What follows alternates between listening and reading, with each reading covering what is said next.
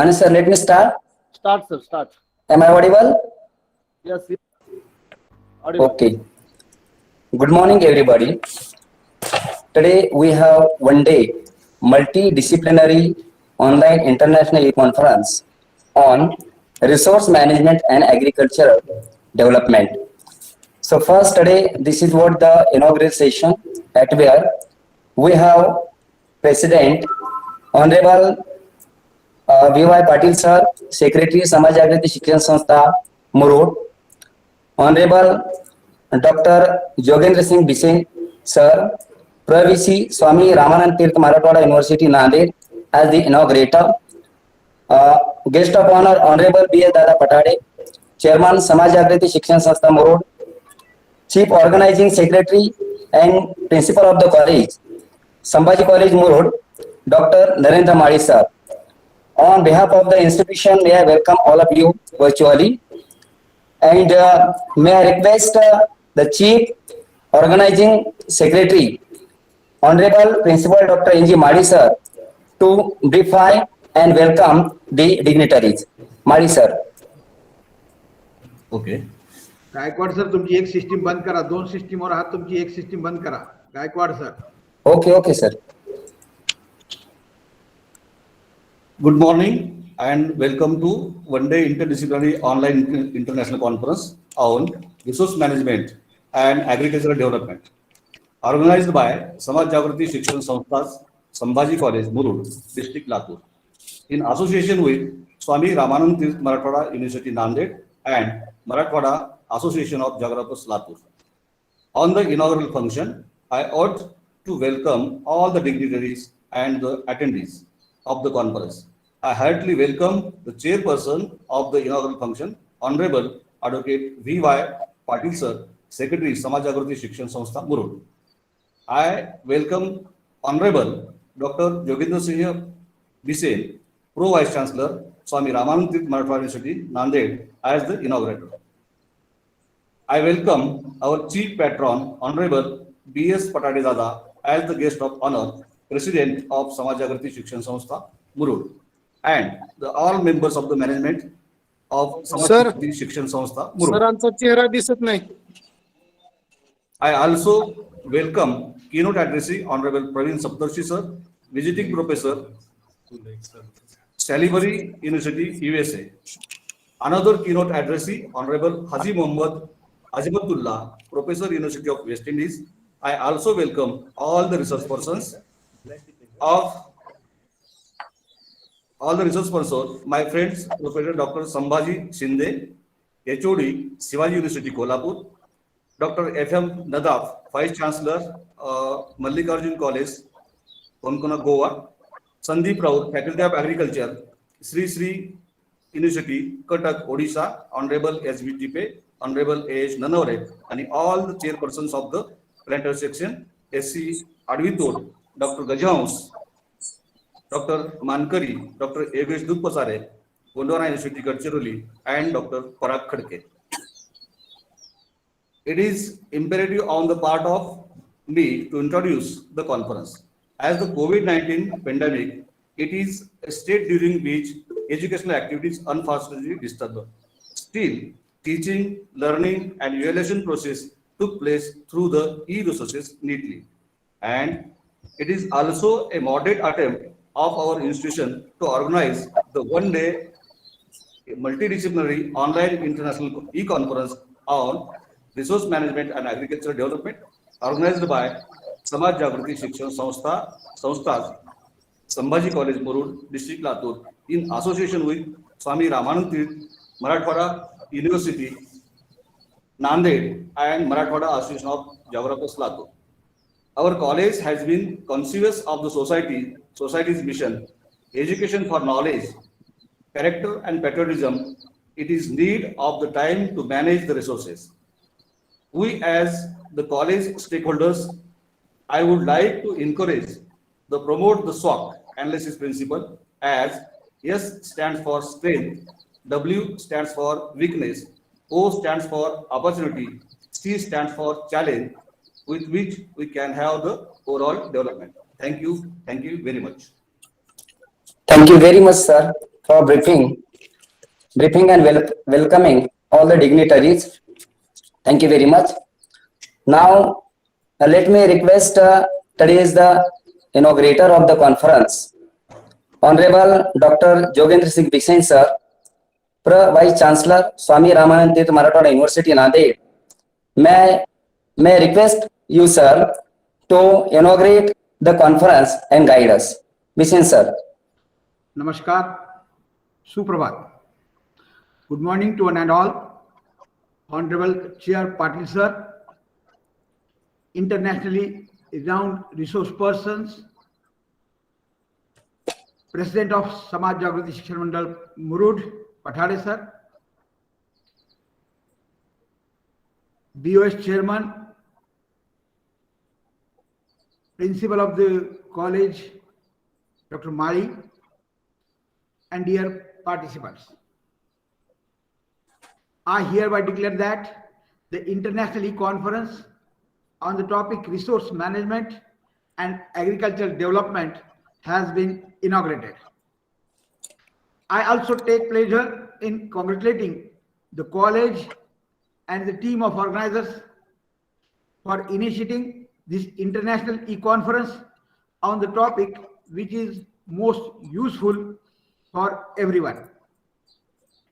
At present, the focus of the world is mainly on four things like management, leadership, relationship, and self-development. Since ancient time, lot of work is done on these four sectors in India. Good and disciplined management is key for success. Majority of people in India are involved in agriculture sector. Lot of work already done on agriculture sector in India. Since long time, Indian farmers are following organic farming. Now the world is coming back to organic farming, which they earlier denied in the name of mechanized farming and use of chemical fertilizers for better yield. We used to worship and save trees and the forest, which has criticized, naming it as tribal civilization. Looking at the current and critical environmental situation, the world is coming back to the same culture for saving environment. Dear friends, generally one kind of crop is grown by majority farmers, lead to imbalance in the demand and supply, which in turn effect on economy. So farmers should take into consideration of variety of craft and resources he had. So proper development of agriculture, we need systematic management and implementation of our resources on the basis of proper resources management of agriculture. Our nation is definitely create good image in the world. So the most of farmers, the resources take from our society, it is not used properly. I am sure in this e-conference, much deliberation will take place. In resource person talk, this conference will provide important inputs to the nation. I am once again congratulate the organizers and wish best for deliberation. Lastly, I would like to just say, कैसे आसमान में सुराग नहीं होता, कैसे आसमान में सुराग नहीं होता, एक पत्थर तो तबीयत से उछालो यारो, उत्तिष्ठत जागृत प्राप्त वरान निबोधत, उठो जागृत हो जाओ और तब तक आगे बढ़ो जब तक हमारी इप्सित को हम प्राप्त न कर सके। धन्यवाद। Thank you very much, sir. Thank you very much, sir, for inaugurating and guiding us regarding the resource management and the agricultural development. Thank you very much, sir. Now, may I call for the presidential address Honorable Advocate V.Y. Patil, sir, to guide us through the presidential address. Patil, sir.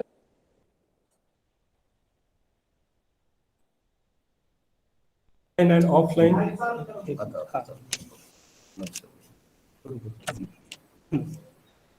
Namaskar.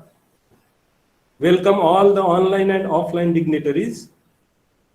I am extremely honored and pleased to preside over the one-day multidisciplinary international e-conference on resource management and agricultural development, organized by Samaj Jagruti Shikshan Sanstha Murud's Sambhaji College, Murud, Taluka Jilla, Latur, in association with Swami Ramanand Teerth Marathwada University, Nanded, and Marathwada Association of Geographers, Latur. On the eve, we have Honorable Dr. Jogendrasingh Bisen, sir, Pro-Vice-Chancellor, Swami Ramanand Teerth Marathwada University, Nanded, as the inaugurator. Our chief patron, Honorable Dr. B.S. Dada Patade, and the chief organizer, our college principal, Dr. N.G. Mari, sir. The theme of the e-conference is resource management and agricultural development. I think it's a quite applicable and need of the time. What efforts one should take to meet the e-conference, grand success is nothing but as part of resource management. In order to manage the resource, one should be smart. Smart in the sense, S stands for specific, M stands for measurable, A stands for achievable, R stands for relevant, and T stands for time management. I think unless there is smartness, the object or mission becomes a daydream. Nowadays, we have been witnessing the COVID-19 pandemic, during which most of us failed to control and win over. The cause is of not having the smartness. I think it is imperative on the part of us to manage the resource, causing the holistic development, especially the agricultural development. Thank you very much, and I wish your conference be grand success. Thank you, thank you, thank you all.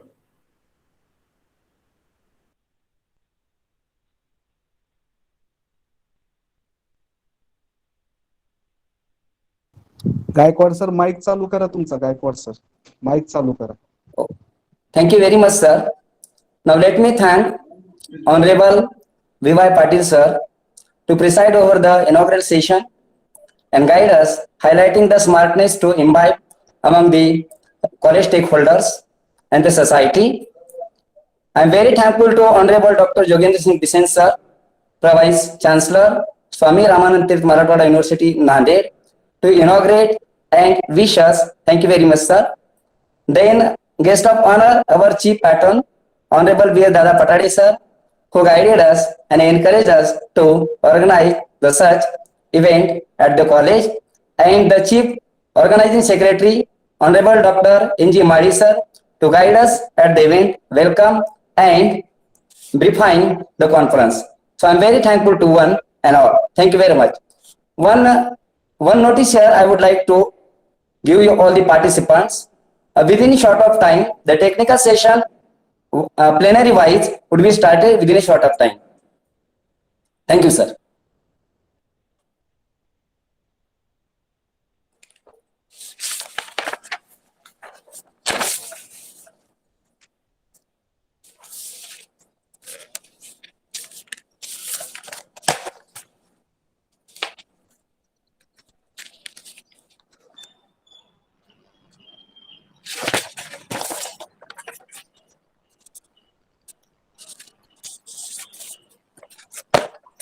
Hello माने sir.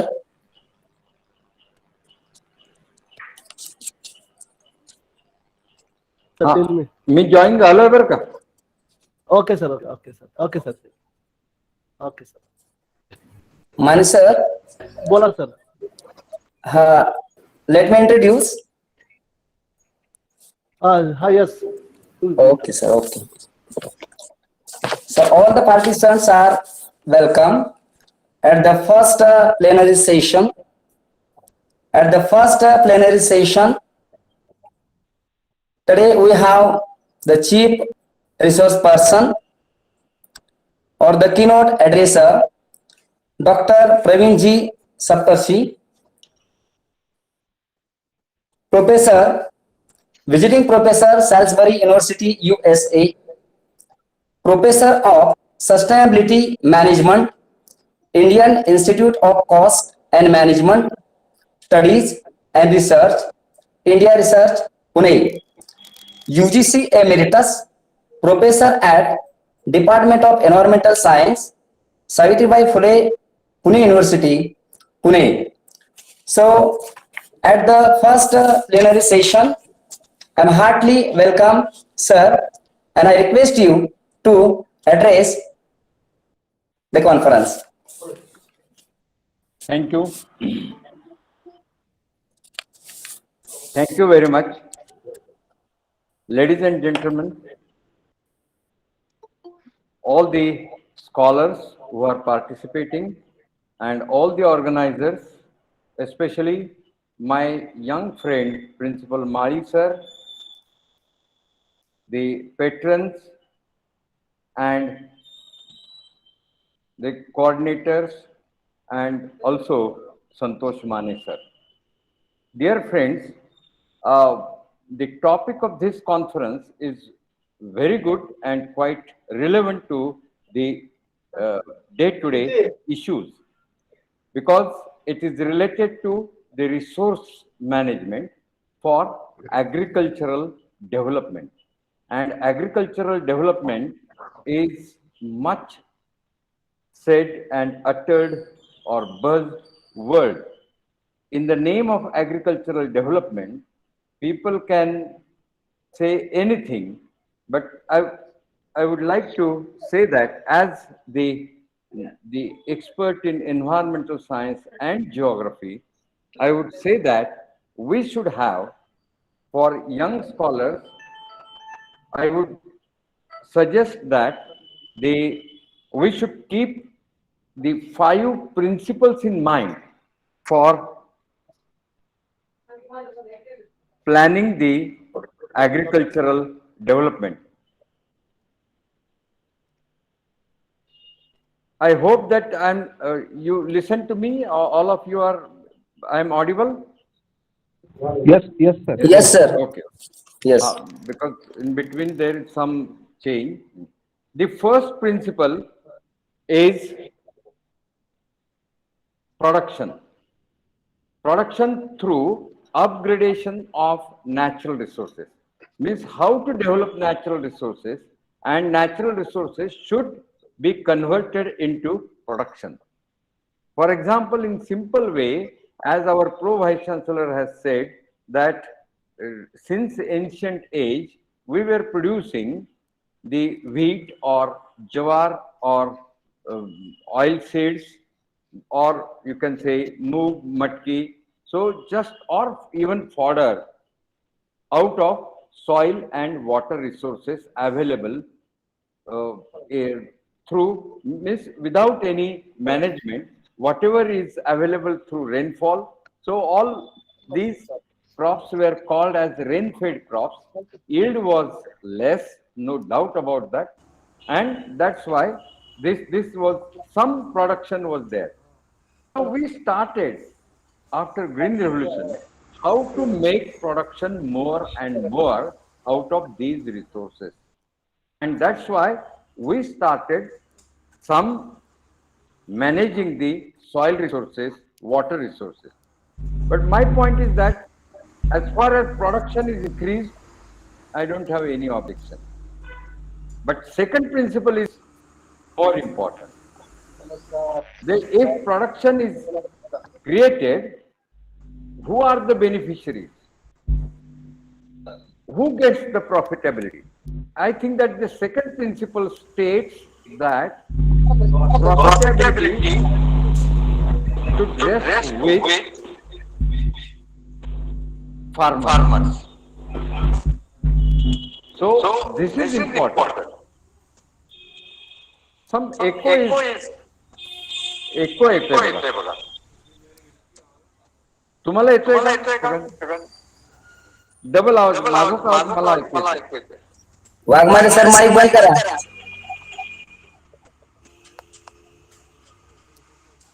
अच्छा तुम्ही तिथं परत हा, sound is speaking sir. बर हा आता येतोय का आवाज? हा, राईट. The profitability should हा, once again briefing sir. माझाच आवाज मला ऐकू येतोय. डबल आवाज येतोय का ऐकू तुम्हाला? हा, इको व्हायलाय.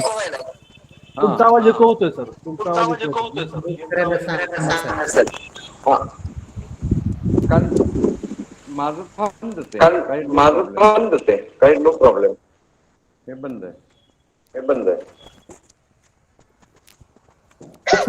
सिस्टम बंद करा. हॅलो. हा, बोला सर. एको गेला का? हा, देर इज इको सर.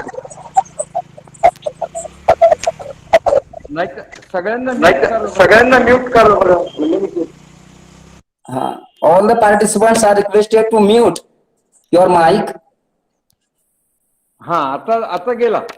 हा, you are right sir. आता clear. Okay. Carry on sir. Thank you very much. There are 5 principles of agricultural development through resource development. The first one is production. So there ought to be some production. There ought to be some nirmiti. There ought to be something creation, and that is important because we need it. Maybe for example you can produce milk, you can produce jawar, or you can produce soybean or any other production, right? The second principle is that out of that production there should be some profit, and that profit should rest with the farmers. Now what is happening? The profit is earned more by other sector than the farming sector. So this is important.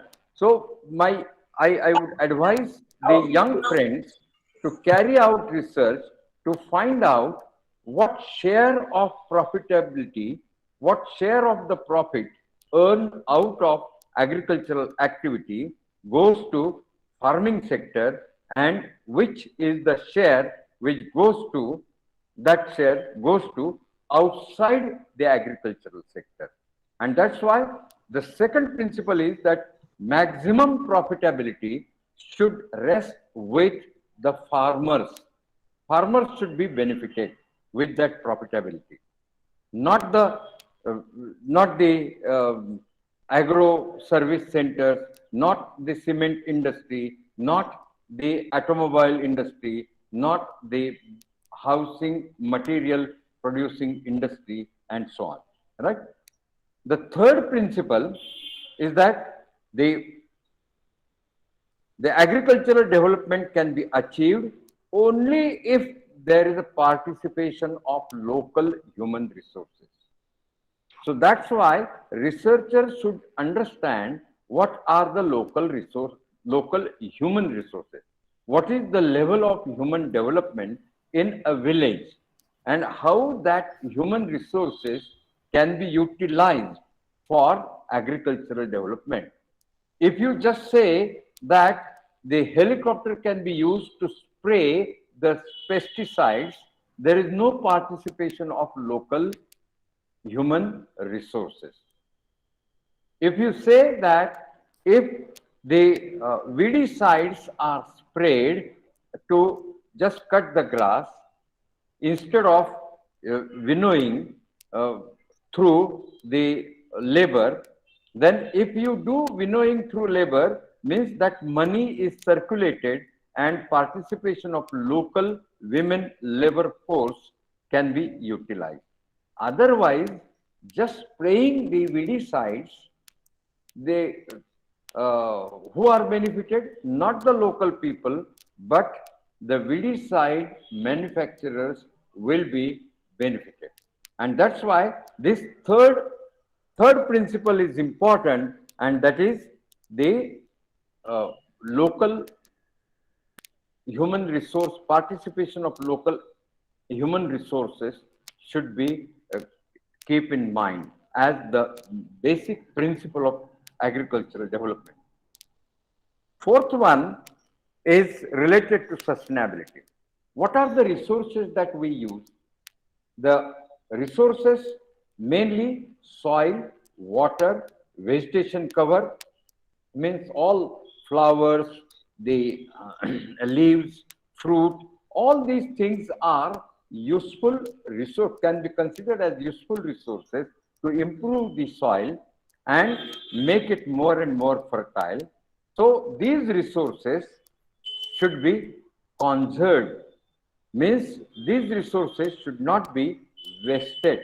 So overutilization of water resources has created a major problem, and it is a threat to the sustainability.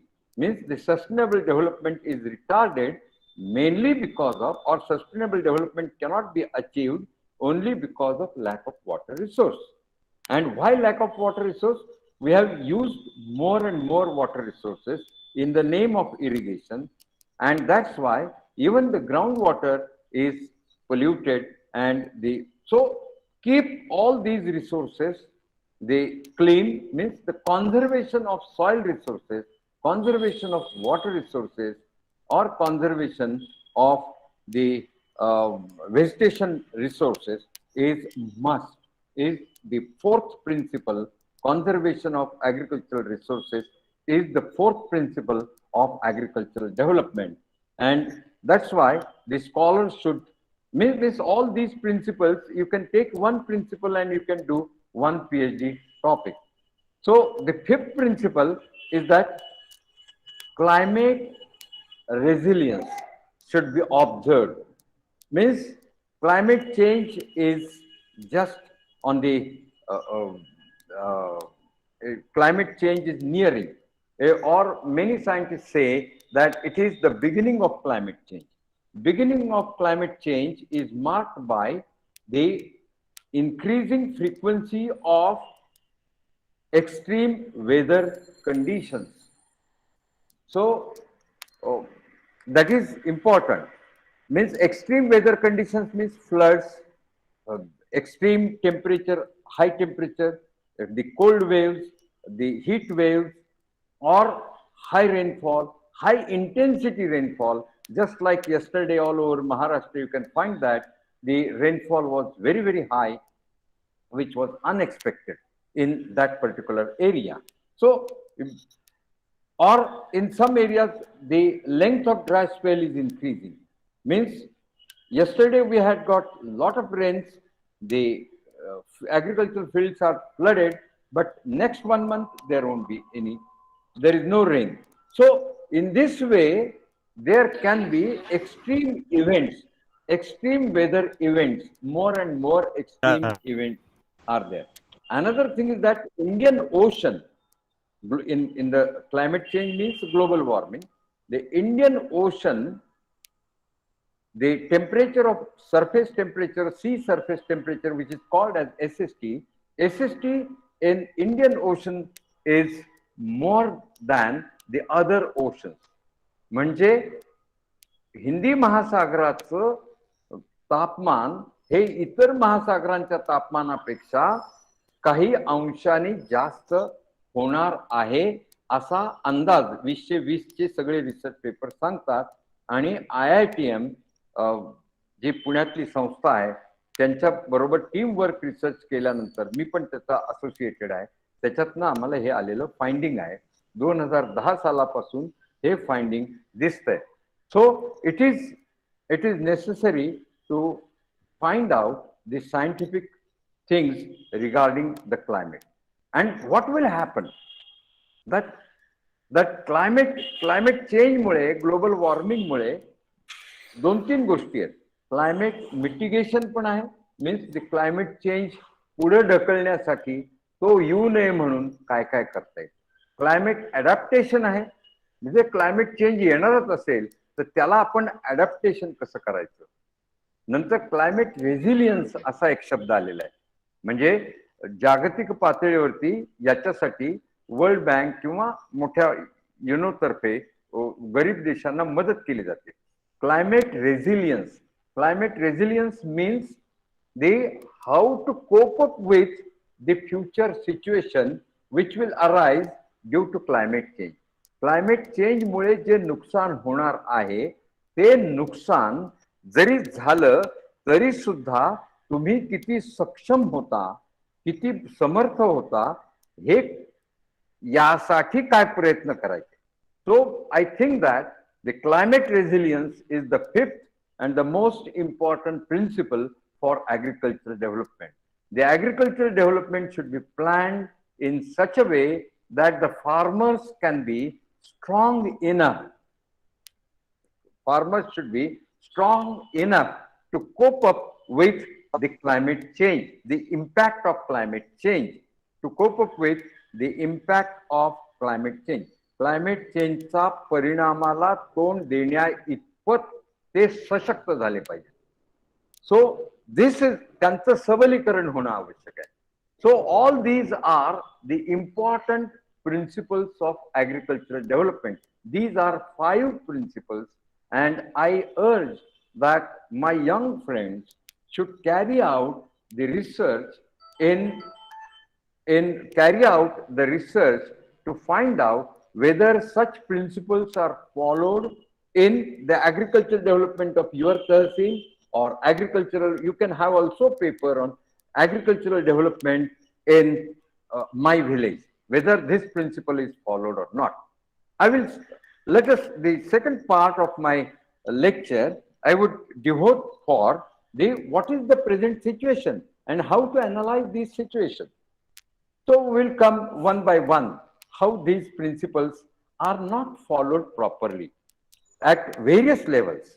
So another thing is that the farmers have to take care of the government policies at central government, also at state level policies, and also at the district level, village level. So he has to think all these things. He has to think about global market. These days, the farmer cannot just think about his own family, but he has to think about the global market, global price fluctuations, the market price fluctuations, and also he has to choose the crops accordingly. So this is very important thing, and that this intervention of global market, the market intervention of market at local level, market at from local to global level is important thing, and that we have to take care. And what is the present? You can say that we'll see that the just production is going on, yes. So in 70s and 80s in India, Indian agriculture was facing with the acute problem of food security. And that's why people started that, no, food security is most important. So production should be increased. Production is doubled. We have got food grain stored, which can supply, which can feed us, the population of India, continuously for 3 years. Do you really see that it is food security? मग रस्त्यावरती भिकारी का आपल्याला पैसे मागतात? मग लोक उपाशी का राहतात? ह्या लॉकडाऊन पिरियड मध्ये अनेक मजूर उपाशी का गेले? नंतर 80 कोटी लोकांना सरकारच सांगतं आम्ही फुकट धान्य वाटलं, का वाटावं लागलं?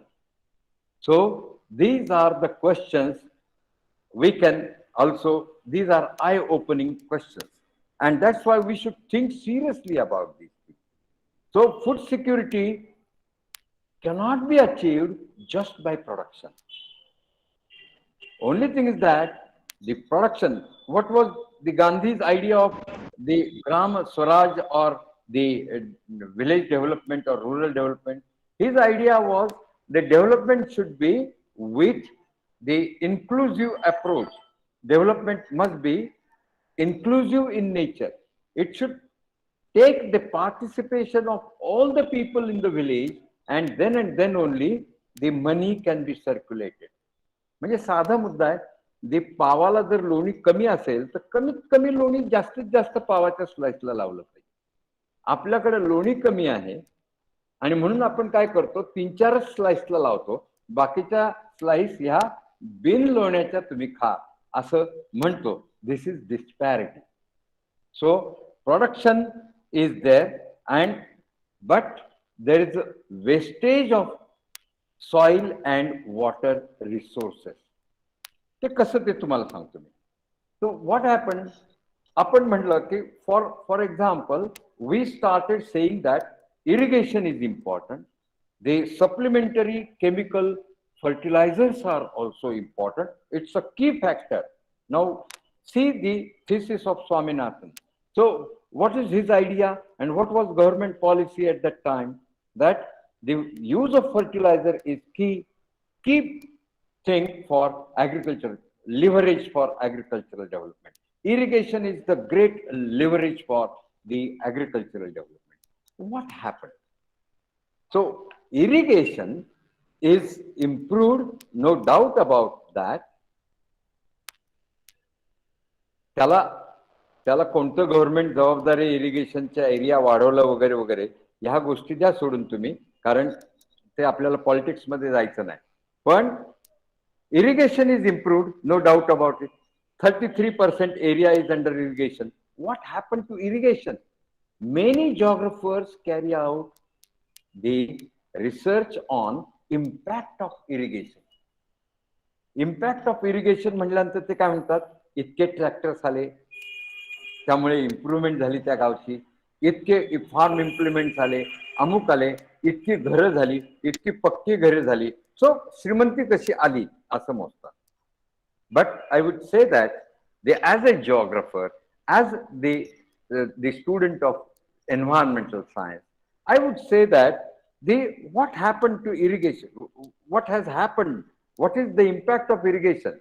Because of irrigation, our cropping pattern is also guided by the market. Irrigation केल्यामुळे जे विकेल तेच तुम्ही पिकवायला लागला, एक लक्षात घ्या. So as a matter of policy, we were told to cultivate soybean. We were told to cultivate sugarcane. If I will just take you the case study of my village. In my village, my village and the surrounding village, small wadis. So there is total more than 5,000 hectares of sugarcane. So if you see in Kopargaon Tehsil, if you see in Tasgaon area, sugarcane, continuous sea of sugarcane you can find, and no other crop. So this means that because of irrigation, crop diversity is reduced. I have seen it in United States of America. You can find that the total soybean or total corn means आपल्याकडे मका म्हणतात त्याला, maize. So the corn ocean continuously असतो प्रचंड प्रमाणात. So there is what is the land holding there? 5,000 hectares, 7,000 hectares. When I visited one farm, I want to study this American cattle farm. So he said that no. It's ours is very small. We have got only 2,000 cattle. So then what is the average size? So it is round about 8,000, 10,000 cattle. So how they manage? Every cattle can just go with certain thing, certain row, and immediately computer takes it, the body temperature. And if every day body temperature is checked, and if there is some alert message that cow number 922 is again taken back, and if she is having fever, she will be treated. So, and also I have written in my article that when I visited that farm, so all the cows were looking at me as if they were just dreaming that, oh, some Indian has come here to save us. So most of the cows, if a cow is not giving milk, proper milk, it will go to slaughterhouse. So this is simple thing. Then they were cultivating corn and soybean. So corn and soybean is harvested, and truckload of corn, and it was in Nebraska. So it was sent to the industry. It was pressed, and some what do you say, that the some processing is done, and again it was transported back to the farm, and the cows were given that particular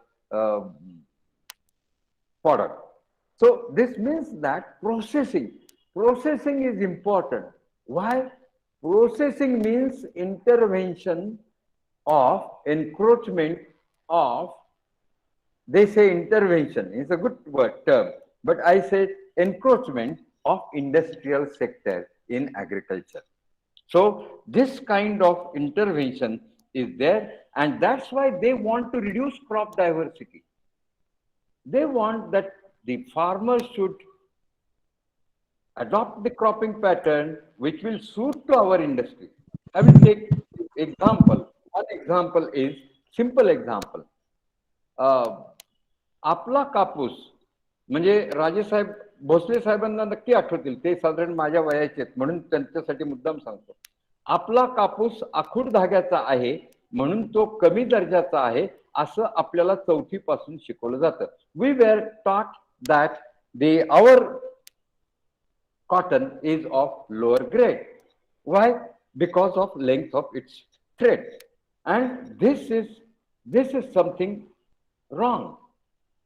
We should learn that our cotton and American cotton both are same.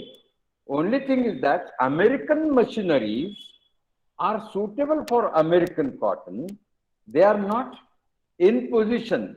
That is the inability of technology, American technology, to use the cotton grown in Mexico, cotton grown in India, Bangladesh or Pakistan. So this means that our cotton is not of lower grade. Only thing is that it is not suitable to the machinery which is created by European people, which is created by, manufactured in Europe or United States of America or in Australia. So this point should be taken. So that's why we require that we should have the appropriate technology which can suit to our farm. Now take the case of soybean. So in the last 10 years, at government level, even agricultural experts, agricultural officers are advocating for going for soybean, right? And what happened? If soybean is not reached the market, and if the prices of soybean comes down, then what will happen? The farmer is at loss. And farmer cannot utilize soybean as it is unless and it is processed. But if it is groundnut, if oil industry shows that there is a downfall of the oil prices, edible oil prices, shengdana, bhimuk oil, then we can use the shengdana at our home. So this means that, take the case of the other pulses, we can use it directly in our kitchen, but soybean we cannot use. And soybean, we are taught that, oh, soybean is important cash crop, it is great. It is great for those who are taking soybean as a raw material. We are running the industries, raw material of which is soybean. So this is, we should take care of all these things, and crop diversity should be maintained. If we see the cash flow analysis at present day, we can see that almost 65 to 75% of the money earned due to agricultural activity goes to urban sector. Take the case of milk. The milk in metro cities, we purchase milk at 60 rupees per liter in a plastic pouch, on which it is brand name is written, but Gokul Dairy or Govardhan Dairy or Sane Dairy or Chitale, but it is not written what is the fat percentage. The SNF is not written on the plastic pouch, right from the Gokul to the Pune marketeers, even Katras cooperative thing. So this is the problem. But when the milk is purchased from the farmers, it is said that, oh, it is just 3%, and that's why 18 rupees per liter is the selling rate. So this means that farmers earn 18 rupees while the consumers give 60 rupees. So I think that at least 60-70% of the cost borne by consumer should reach to the farmer. But what is happening? Exactly reverse. Only 20 to 25% or at the most 30% of the money earned in agricultural activity remains with the rural sector in the village. The rest of the money goes to the other sector. And how we can call it as agricultural development? Take another case of 19,000 crores of rupees grant is sanctioned by our Prime Minister to the palm oil producers. And one sweet name is there. What is that? So we will reduce the import of palm oil. If you ask any Indian farmer, or Pro-Vice-Chancellor was glorifying the ancient culture and all these things, palm oil was in our ancient culture? Not at all. We don't. मला आठवतंय लहानपणी palm ऑइलचे डबे जेव्हा फुकट वाटले होते तेव्हा आमचे वडील म्हणायचे अरे ते घाणेरडे तसलं काही खात जाऊ नाही तेल खाल्लं तरी चालेल पण पाम ऑइल नाही. पाम ऑइल आम्ही दिवाळीत फक्त पंट्यात दिव्याला लावायला पाम ऑइल वापरायचं. Now the government is telling us to eat palm oil, to sow or to produce palm oil. आता palm oil कुठे होणार? अंदमानात होणार, केरळमध्ये होणार, तिथल्या जंगलात होणार. जंगलात खलास करून तिथं पाम ऑइल लावणार आणि त्याच्यासाठी 19,000 रुपये सरकार खर्च करणार आपल्या टॅक्स मधनं. So this is just a nonsense, and this kind of policies should be its ill impact on farming sector should be understood by the researchers, because we are not politicians. We should understand what exactly is beneficial to the farmers. So this cash flow analysis must be studied. तुमच्या गावामध्ये कुठलंही जरी नवीन एखादं वस्तू आली असेल त्याचं cash flow analysis करा. For example Auro water system 35 lakh rupees, right? So 35 lakh rupees, government gives 25 lakh rupees subsidy, but it is costing 35 to 40 lakh rupees. Where that money goes? इतकं करून तुम्हाला, so even then the people get water with 10 paisa, 25 paisa, in some villages 50 paisa per liter. Why they have to purchase this for 50 paisa per liter, just to provide 35 lakhs rupees market to the RO machine, which is produced in Pune, metro cities, so industrial sector. Another thing is that the same industrial sector, people always say that manufacturing sector is great, great, great, great. But do you know that the employment generated in manufacturing sector is just 18%, while employment generation capacity of agricultural sector is more than 30%. So that's why we should look as a polity as a major policy of all the parties in India. We should follow that that the farming sector is considered to be the important one, as it not only feeds the people, but it gives employment to all the people, the maximum number of people, not the industrial sector. And what is the investment? Investment is very, very low. मध्यंतरी चाललं होतं फार्मर्सचं loan माफ करा, फार्मर्सचं loan माफ करा, त्याच्यासाठी म्हणजे 80,000 कोटी रुपये लागतात, 87,000 कोटी. एक नीरव मोदी तुमचे कितीतरी लाख कोटी रुपये घेऊन जातात. So this is just you can say that the attitude of the policy makers. The policy makers are always favoring the industrial sector, not the agricultural sector. This is the present day situation, and we should take care that the agricultural sector should be given importance. Now we'll see that the present situation, look about the vulnerability of farming sector for climate change, any environmental issue. So the farmers are more and more and more vulnerable for any event due to climate change. Take the case of flood, take the case of high temperature, take the case of cold wave. So ultimately, farmer is struck. Ultimately, farmer is impacted. And that's why it is the pity of the farming sector that it is so vulnerable that it cannot.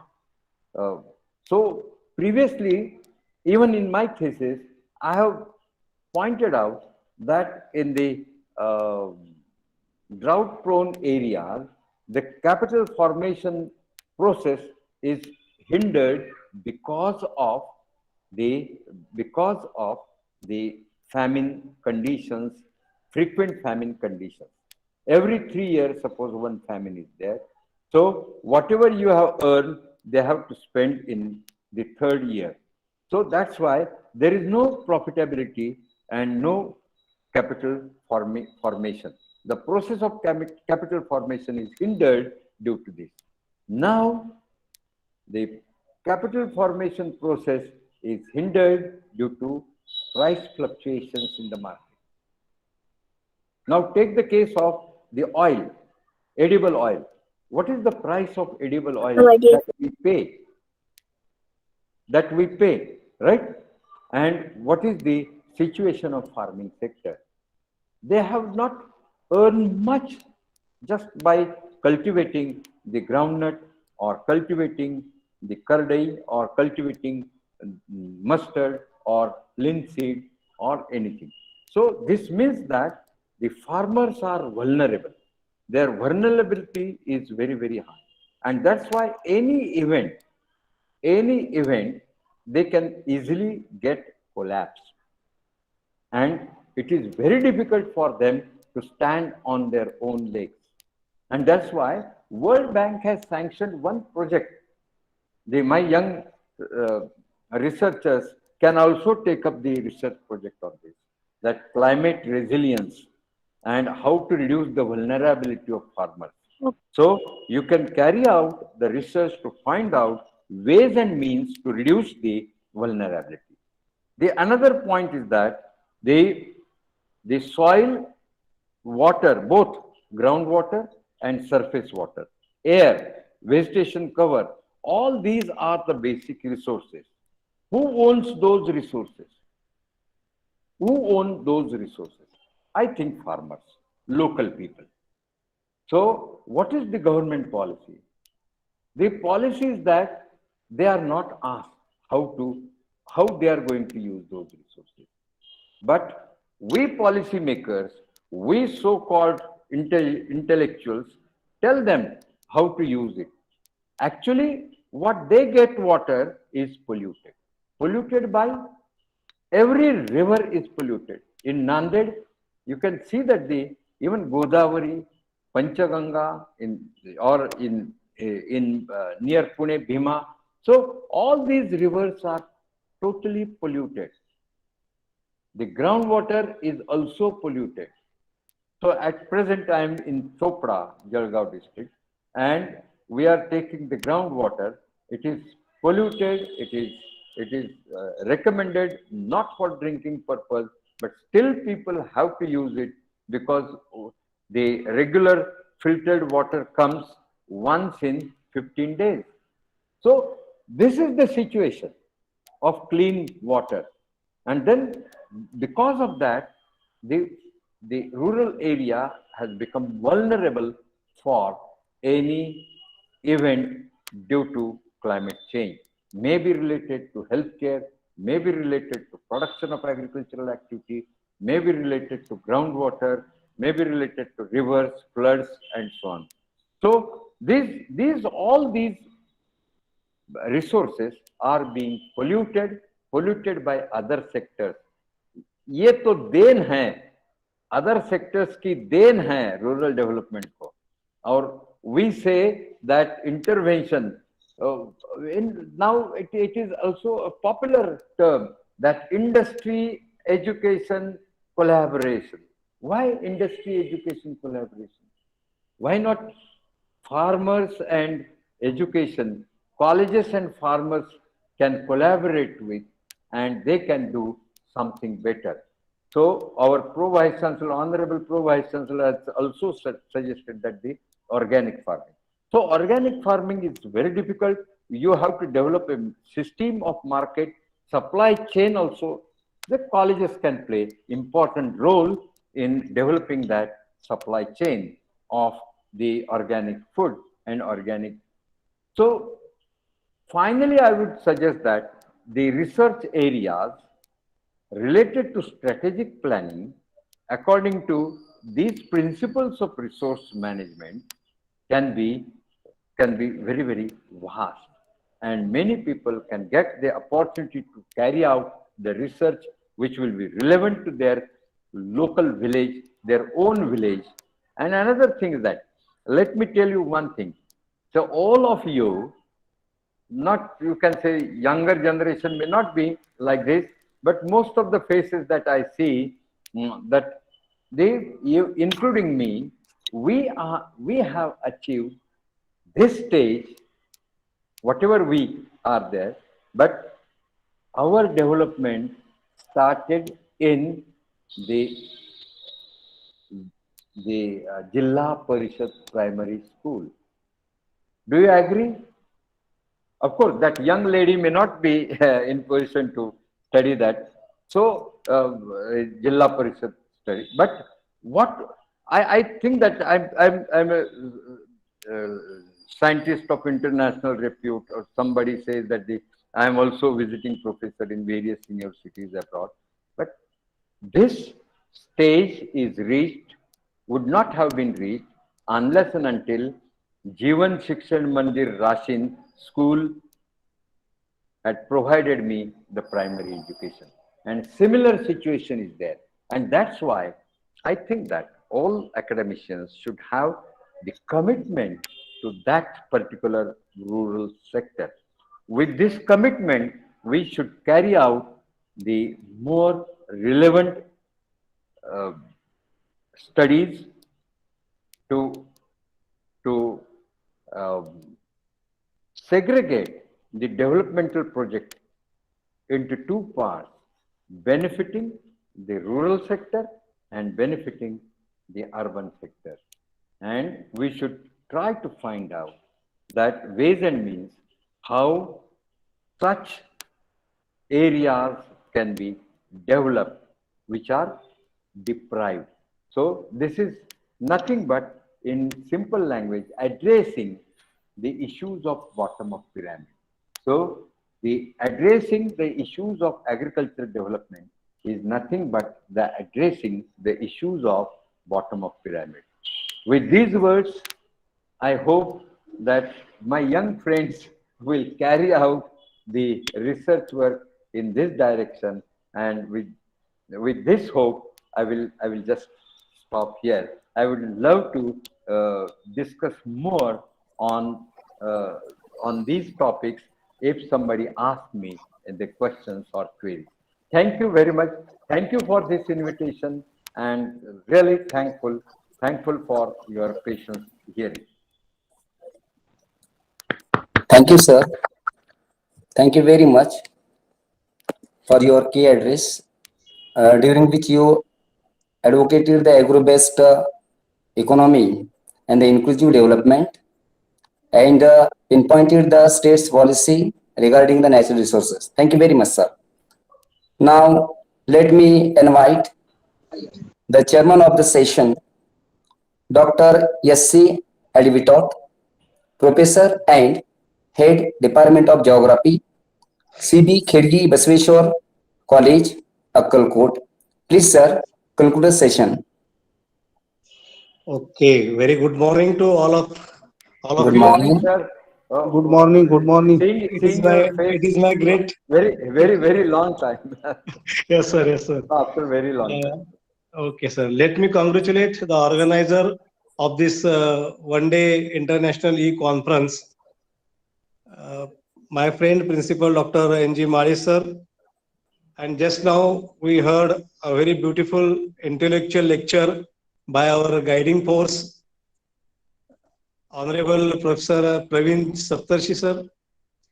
It is my pleasure that to put some comments on such type of grand personality who is delivering very thousands of lecture series, not only in India but abroad also.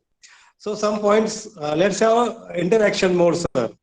Saptarshi sir is my guiding force.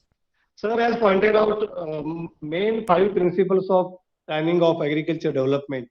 No doubt, resource management is a challenging thing nowadays, and agriculture development, since independence, our agriculture sector is in a hanging stage. Sir has highlighted the production through upgradation of natural resources. He has also put points of profitability, use of local human resources, sustainability of soil, water, vegetation, and one of the important things he has highlighted about climatic resiliences. Sir, it is very important that still today we are not in a position to give the correct prediction of climate to our Indian farmers. And therefore, sometimes our farmers in a dilemma, what type of crop should we cultivate in our farm? And as you suggested, there is a continuous monocropping pattern sometimes we observe, as you told, soybean, tur, sugarcane. For this purpose, still today we are not formulated any agricultural marketing system in our country. Certain areas we have to demarcate for particular cropping pattern all over India, then state level, then district level, and even in taluka level. If we give the demarcation and give them the particular cropping for that particular area, then sometimes we are able to give the farmer to economic benefit. As you told, still today, farmer is not gaining direct benefit from their produce. Therefore, the government is making their own effort that farmers' production should be goes to direct in a customer, direct approach to customer, but still it is not in a position. The same thing happens about the MSP, minimum support price. When I visited the Adath Bazaar of Akkalkot, Sholapur, this MSP is a false dilemma. Still, agriculture farmers are not getting the 100% benefit of MSP. Whenever bumper crops comes, the product produce, that is market price of that particular crop is goes down, and our farmer is not getting the MSP also. The middleman is there, and they are getting more benefit, as sir has rightly pointed out. And sir is also expected from the young geographers that please do the research which are very application oriented. For example, as he told now, the price verification, climatic resilience, then cash flow, such are the areas where a young geographer must involve to take the research and give some suggestions to the government in their research. Sir, nowadays government, central government is bringing the dream of Mahatma Gandhi ji in the name of rural transformation. The scheme is there, but name is changed. That is rural transformation. Rural transformation of what? There are X number of schemes they are launched for the rural development. But as you told that our rural development, where 65% of our population is still residing, and we are not achieving their economic empowerment. This is the question. And therefore, sir is also highlighted about the food security. On one side, we are cultivating bumper crop of food productions, but on same opposite side, we Indians, in as per global marking of hunger index, we are far behind. And therefore, there are areas where we can take the research, and we have to suggest some information, some schemes to the government, and which are geographically, economically, socially viable to our farmers and also to the government. Sir is also of the view that we geographers should come in the planning process. Our research should be always highlight planning ideas to the government. Sir has also given the impact study of irrigation. So such type of research is now outdated. We come to the second part of our research, that is planning oriented research. You can take any example, any research theme, and continue with that one. Even take the example of market price. Who is the net beneficiary of this one? Such type of research helps to empower our farmers.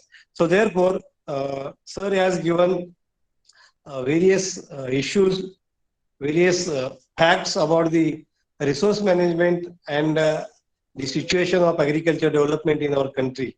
And this is a fact, and we have to accept the fact.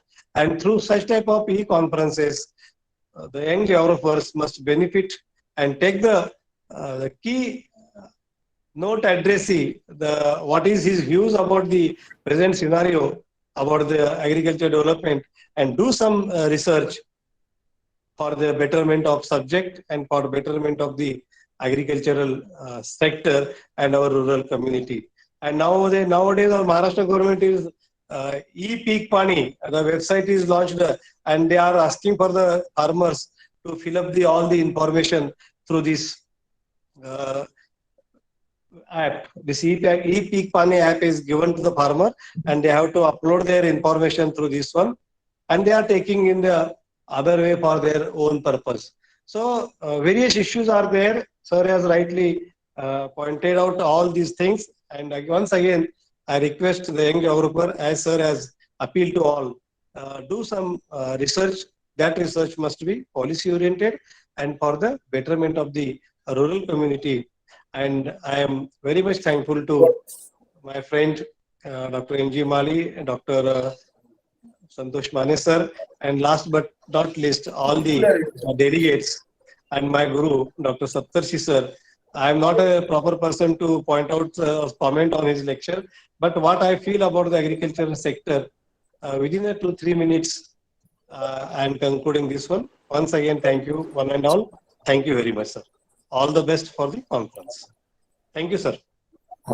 Thank you very much, sir, for chairing the plenary session and commenting over and once again repeating over the research promotion among us. Thank you very much. Thank you very much, Sir Praveen Ji Saptashri Sir, who address us as the keynote addresser. Thank you very much. Thank you very much.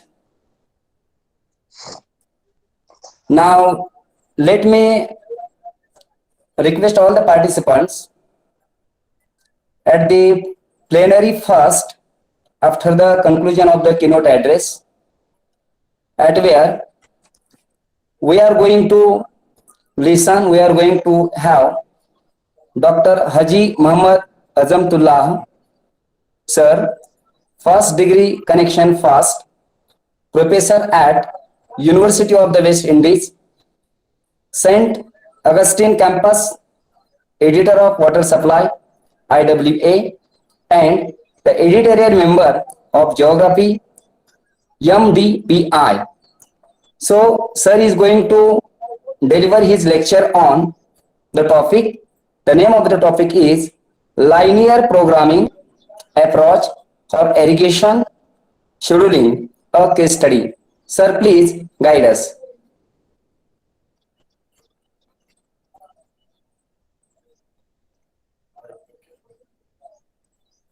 Good morning to all. Good Good morning. all. Dr. Ravi, can you share Dr. Ravi or Dr. Santosh?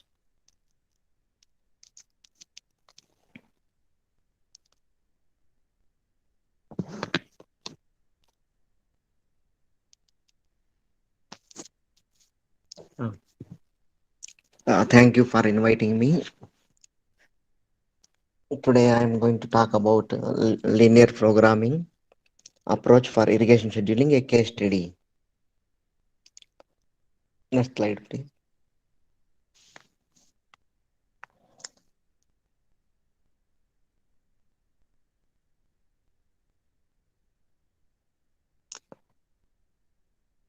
Next slide, please. The outline of presentation, introduction, and some objectives and salient features of the project and integrated linear programming model I will discuss. Here I have considered chiller reservoir from Madhya Pradesh.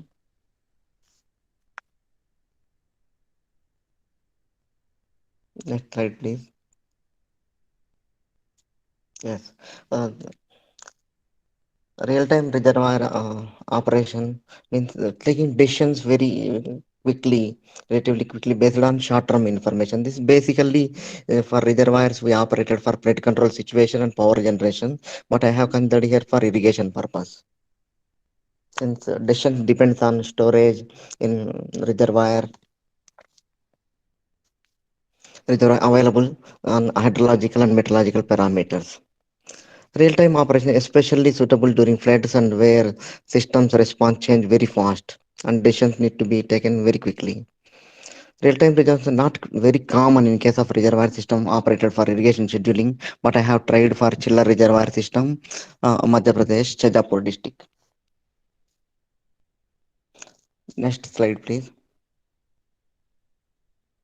Why these are the necessity? Reservoir systems or actual event can be operated efficiently in the time interval between occurrence of the event and the execution of the control adapted for this short to react for the current situation and take account variable inflows into the reservoir system. But I have not considered here for inflows. Real-time reservoir operation models are being developed for existing reservoirs.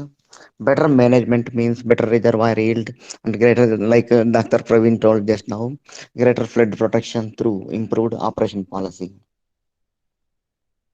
Some objectives. See here to understand developments in the field of real-time operation, water management and integrated study on the field level and reservoir level decisions means how much water is required for your crops.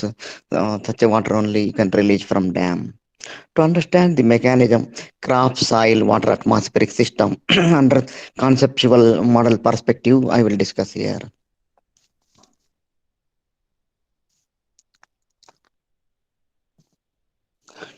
Solution of the real-time operation model for different storage values. I have considered here. I will show you salient features of the project. The maximum reservoir capacity 31.1 million cubic meter and 9 possible. Uh, so we can see at the end of Kharif season what is the solution, what is the storage level.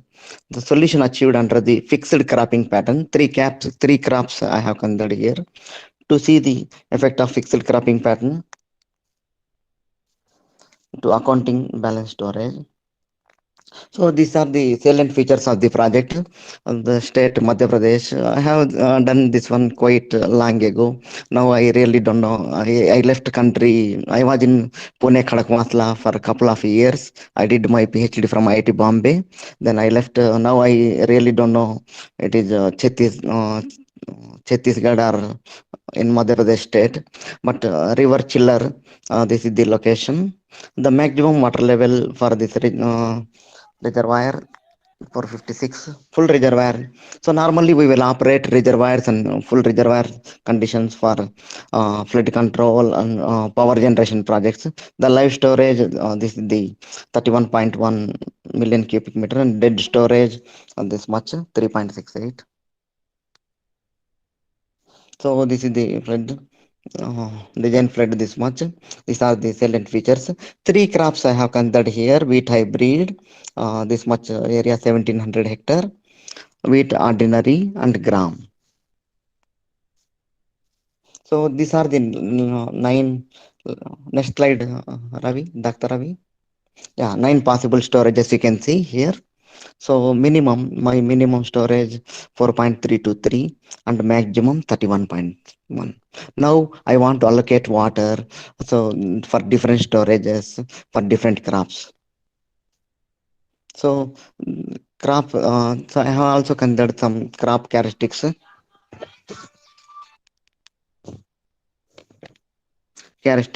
You can see here root zone depth reference RET reference evapotranspiration, crop factor and potential evapotranspiration and yield factor.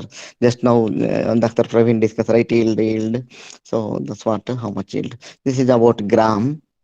Different fortnights. You can also observe here. You can see 9 fortnights wheat ordinary and similarly gram also 9 fortnights. But in the case of wheat hybrid, only 8 fortnights. So these are I have collected data from agriculture college Indore. So now you can go to soil properties.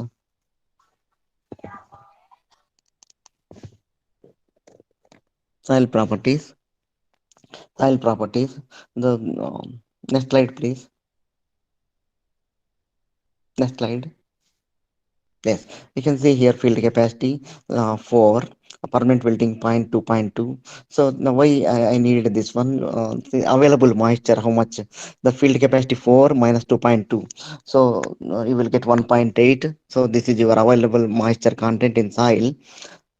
Then you can multiply with the depletion factor. Then you will get 0.9. I will show in my model.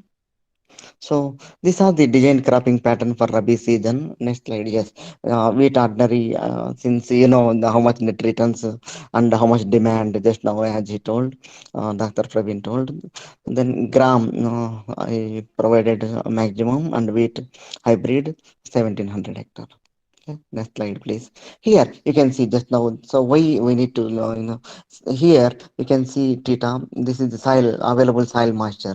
Here soil assumed as a reservoir, soil assumed as a irrigation and rainfall are my inputs and outputs is actually of transpiration. You see here I developed one soil model. So here theta soil moisture, ED is effective root zone depth. So you can see this is the continuity equation. So finally we will get rainfall. So here you can see next slide. Yes, you can see so how yield factors affect Durandos and Khasam referred in one of the paper. So ZWW is the critical moisture, and you can see the field capacity minus building point also. So this is the typical graph for available moisture content. Why? See next slide, please. Like humans, crops also have four stages.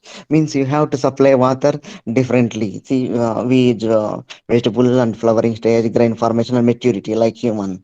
So, no, no, while means cropping stage, you need to supply very little amount of water. See how root down depth going on. See, these are the I have considered from Professor Narulkar, my supervisor.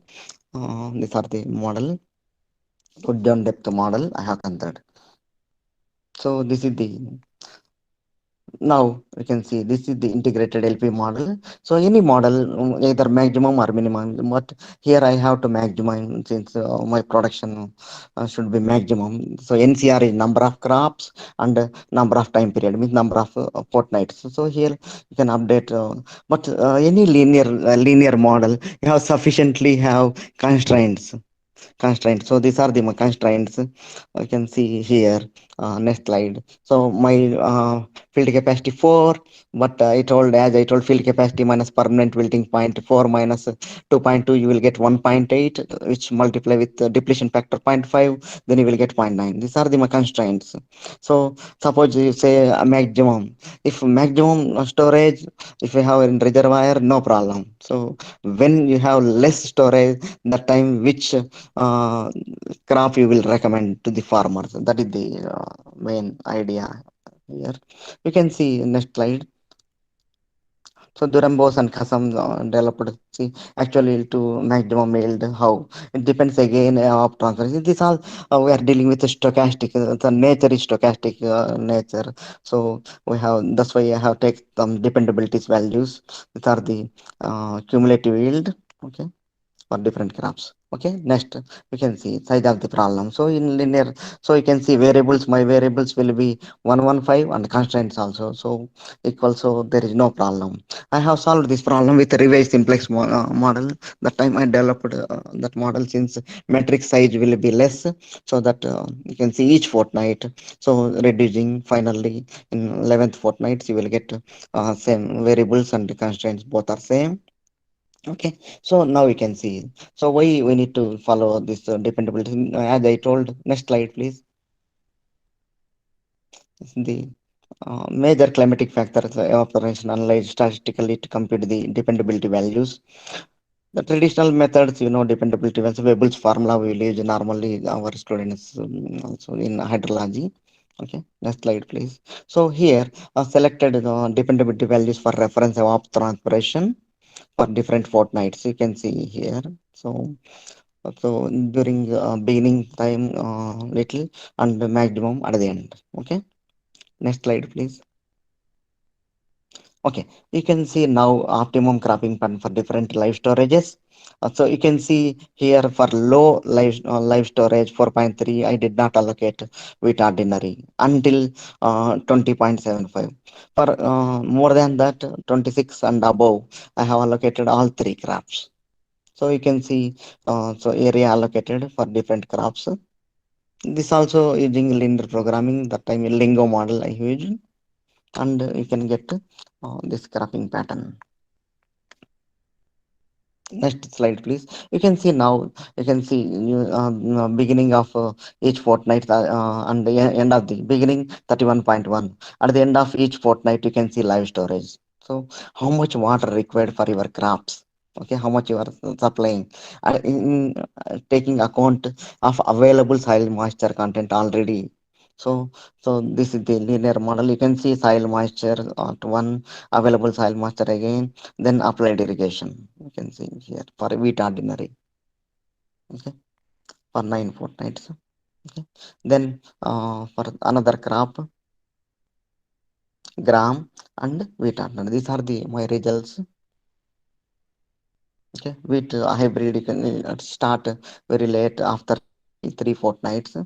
Okay, okay. Next, final result. Next slide, please, Ravi. That's correct. Yeah, you can see here different live storages and so different cropping pattern and relative yield ratio. You can see here wheat ordinary get one for other two crops simultaneously. If I operate this program So these values I got. But what you observed, if more than 26.09 million cubic meter storage, then you will get all three crops, almost one. So,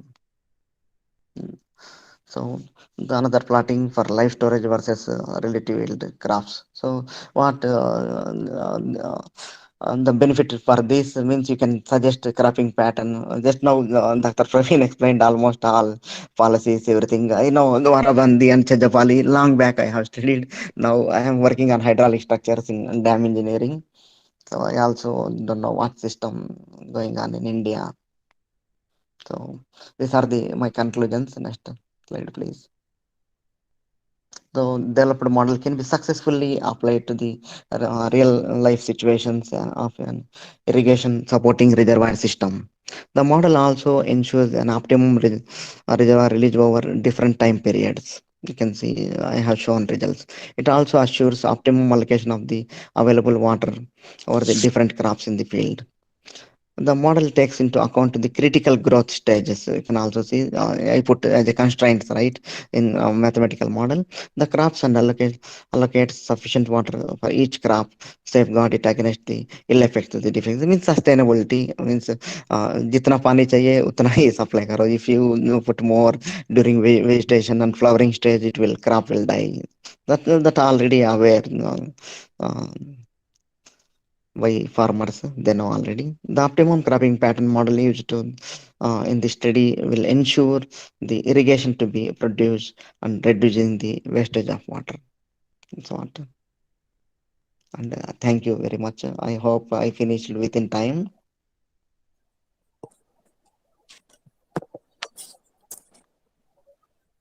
Thank you very much, sir, Thank you. for your PowerPoint presentation on Thank the you. linear programming. I have one more PowerPoint which Yes, will Dr. Ravi will share to Dr. Santosh Mane. Means I did not since time is very less. So yes, please. okay. Thank you, sir. Now, may I invite the chairman of the session, Dr. Dada Saheb Gajahans, BOS Chairman, Geography, Andhra से हूँ ये क्या हमारे यहाँ Dr. इधर से Baba होता है Saheb Ambedkar Marathwada University, Aurangabad. May I request him to conclude the session? Gajahans, sir.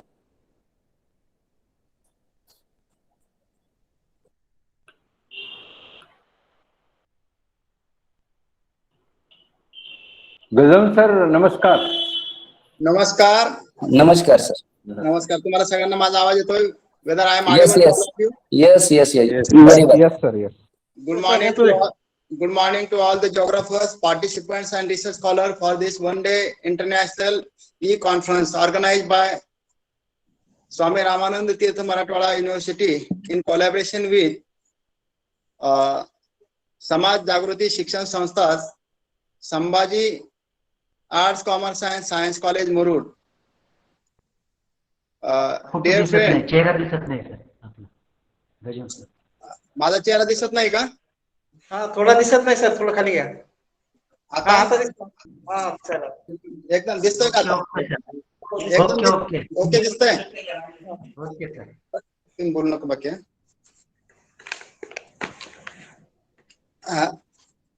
The chief organizer of this one-day international conference, the principal of the college, who is my good friend, Dr. N.G. Madi sir, who is the chief organizing secretary. The organizing secretary, respected Dr. Suresh Phule sir, Dr. Om Prakash Shahpurkar sir, Dr. Patil sir, then Pro-Vice-Chancellor Dr. Jogendrasingh Bisen, and all other respected professors and the staffs who are taking much effort to organize such types of international conference. It is very important thing that that you have chosen the topic for this international conference, that is resource management and agricultural development. Dear friend, very recently in this session, we have a chief guest from West Indies, respected Haji Muhammad Ajitullah sir, who has given his presentation in a very proper and appropriate manner. He focused on the certain issues related to agricultural production and productivity. Today's topic is very important in the scenario of modern age, because resource management and agricultural development, no agricultural development without the resource management. Dear friend, we know that there are two types of resources. Some resources are plenty on the earth, and some resources are not enough for the needs of human being, for needs of the society. But nowadays, those resources are plenty on the earth, but by the intervention of human being, these resources are in danger zone. Now look here, water is the main resource on the earth, and water is also main resource for the agricultural development. Without water, there is no agricultural development in our country, everywhere in the world. But what happened? Nowadays, the water scarcities, the facing so many reasons in our country and also in the world. Somewhere excess water and somewhere less water. Means those who have water, enough water, they use plenty, they use it without any management. But where is no water, they are trying to get the water from different sources. It is my view or my opinion that water is the most important thing for the development of industry, agriculture, and every sector of human being. But because of the mismanagement, it is not sufficiently get to the every section of the society, every section of the infrastructure. Dear friend, hence it is our duty as a geographer to give the perspective plan to the society, to the government, in order to provide this facility, this resource to the every section of the society. Because water is the main natural resource. It is not created by human being. Then another resource, air is also the very important natural resource, because our lives, plants and animals depend upon the air. Because some needed carbon dioxide, some needed nitrogen, some needed oxygen. It is plenty. Because we know that the gaseous envelope surrounded by the earth, that is called the atmosphere. Air is more in the atmosphere. But sometime, when in our pandemic situation, when we are facing this pandemic situation, COVID-19 since 2 years, at that time, the resource like oxygen, we face so many problems to getting the oxygen in the COVID center. Atmosphere, in oxygen is very important factor in the atmosphere. But what happened? Though it is plenty in the atmosphere, but when the human being system is failed to absorb this oxygen from the nature, at that time, certain issues arise. Friend, I am not taking too much time because the organizer has given very few time for me. But even though I have get the less time, But one thing is very important. My friend Dr. Principal Mari sir and Dr. Suresh Pule sir and all the geographers who has organized this conference, really the topic chosen by the organizer, it is the topic of concern, it is the topic of care, and it is topic to rethink on this topic, because if we do not management or do not manage the resources, without the resource management, it is highly impossible to develop the agriculture, because resource management, because agriculture is also the one of the main resource for the development of human being. So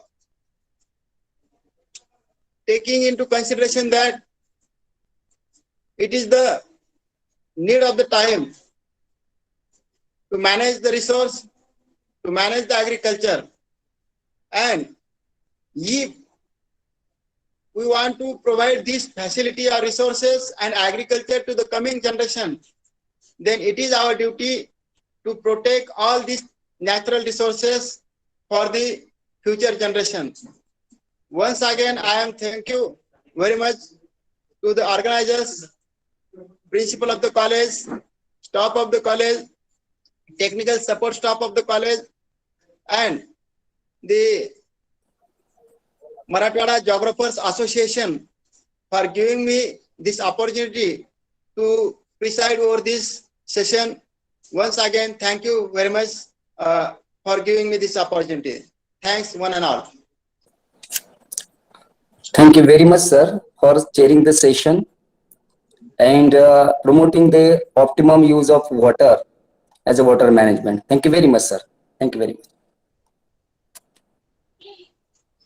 Now may I welcome Professor S.D. Shinde sir, Chairman, Board of Studies in Geography and Geology and Head Department of Geography, Shivaji University, Kolhapur,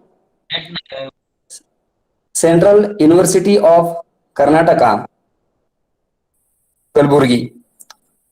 Sir, he is going to present at the topic Resource Management and Agricultural Development. This is what the seed of our e-conference. So, may I request Professor Dr. S.D. Shinde sir to guide us. Thank you, sir. Am I audible?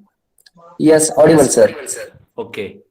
First of all, thank you very much to our friend, Dr. Mali sir, then Marathwada Geographical Association, all dear participants, respected Saptarshi sir, and friends. As I said that, I must thank and congratulate to the organizers for such a big international e-conference about resource management and agricultural development. Actually, I have PPT and I want to share, but this is a Google Meet. I will just send to this Mane sir and his conference organizers.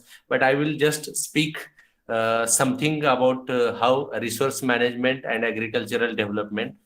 And as I said that, I must congratulate to the organizers because they selected a very current and right topic for the discussion.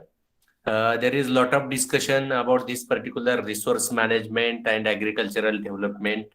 And you know that agriculture is a prime concern for the livelihood, for the sustaining of that rural masses, not only in developing countries, less developed countries, but also in developed countries also. The share of agriculture is significant from the viewpoint of this particular rural development. But what is problem? Why we are speaking about this particular resource management? And I think Mali sir, Saptarshi sir, they also emphasized that the importance of this agricultural sector and problems, because agricultural sector, because of increasing population, because of increasing urbanization, and the biggest threat from that climate change, intensity, and other that disasters, there is a serious concern about the agricultural sector, food security, rising that agricultural productivity. So there are a lot of dimensions to the study of that resource management and this particular agricultural development. And I think I will just highlight the need of this particular resource management and how agricultural development can take for the livelihood of major poors of the world. You know that humans have practiced this agriculture for more than 10,000 years, but only in the past 50 years or 60 years, especially after Second World War, market-oriented economy, because of this particular green revolution in the world, farmers become heavily dependent on that synthetic chemical fertilizers and pesticides and fossil fuel powder, farm machinery, and it gives rise to n number of problems, right from that consumption of fertilizers, cancer, other environmental problems, and so many things are there. But my concern is that natural resources, especially those of agriculture, heavily depends on that soil, water, plant, animal diversity, vegetation cover, renewable energy sources, climate, and the ecosystem services are fundamental for the structure and function of agricultural system and for social and environmental sustainability in support of life on the earth. So we know that this is a natural system and there are so many alternatives. Saptashi sir always said that only 2-3 that seed company, they rule the agriculture of the world. They decide the cropping pattern and they create a lot of problems. But for the sustenance of this particular life on the earth, we should think from the viewpoint of sustainability and from the viewpoint of reduce these particular problems. Then, of course, there are certain international organizations like Food and Agricultural FAO is there, then USAID is there. Then you heard about Millennium Development Goals, because there is always gap between these particular international programs and the researchers, and we as a geographers, we can contribute through our research, through creating awareness that Millennium Development Goals, the prime objective was alleviation of poverty and of hunger. Okay. And you know that Millennium Development Goals, that gender equality, rising agricultural productivity, and so many things are there. But historically, the path of global agricultural development has been narrowly focused on increased productivity only, rather than on a more holistic integration of natural resource management with food and nutritional security. They focus on the increasing productivity by applying fertilizers, pesticides, that green revolution, first revolution, second revolution, like that. But a holistic or a systems-oriented approach is preferably because it can address the difficult issues associated with the complexity of food and other production systems in the different ecologies, locations, and cultures. I will just, at the end of my this particular talk, I will highlight is how this particular approach differentiate in Asia, in Africa, Latin America, other parts of the world also. But there should be a holistic or systematic approach.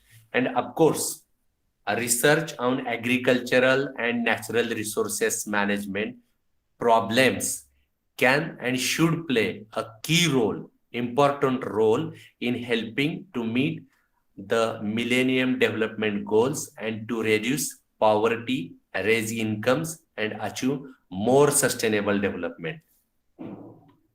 as I said that in response to increased concerns about that degradation of natural resources, there is no question about the degradation of natural resources. And Saptarashi sir rightly said that who will suffer? Poor will suffer more because they directly depend upon natural resources for their survival. And the sustainability of that particular agricultural production potentials in many poor regions of the world, many national and international organizations have initiated research and development programs for the natural resource management. And efforts in this direction include the design and development of low cost technologies. That is the remedies, how we can reduce these particular problems and this particular.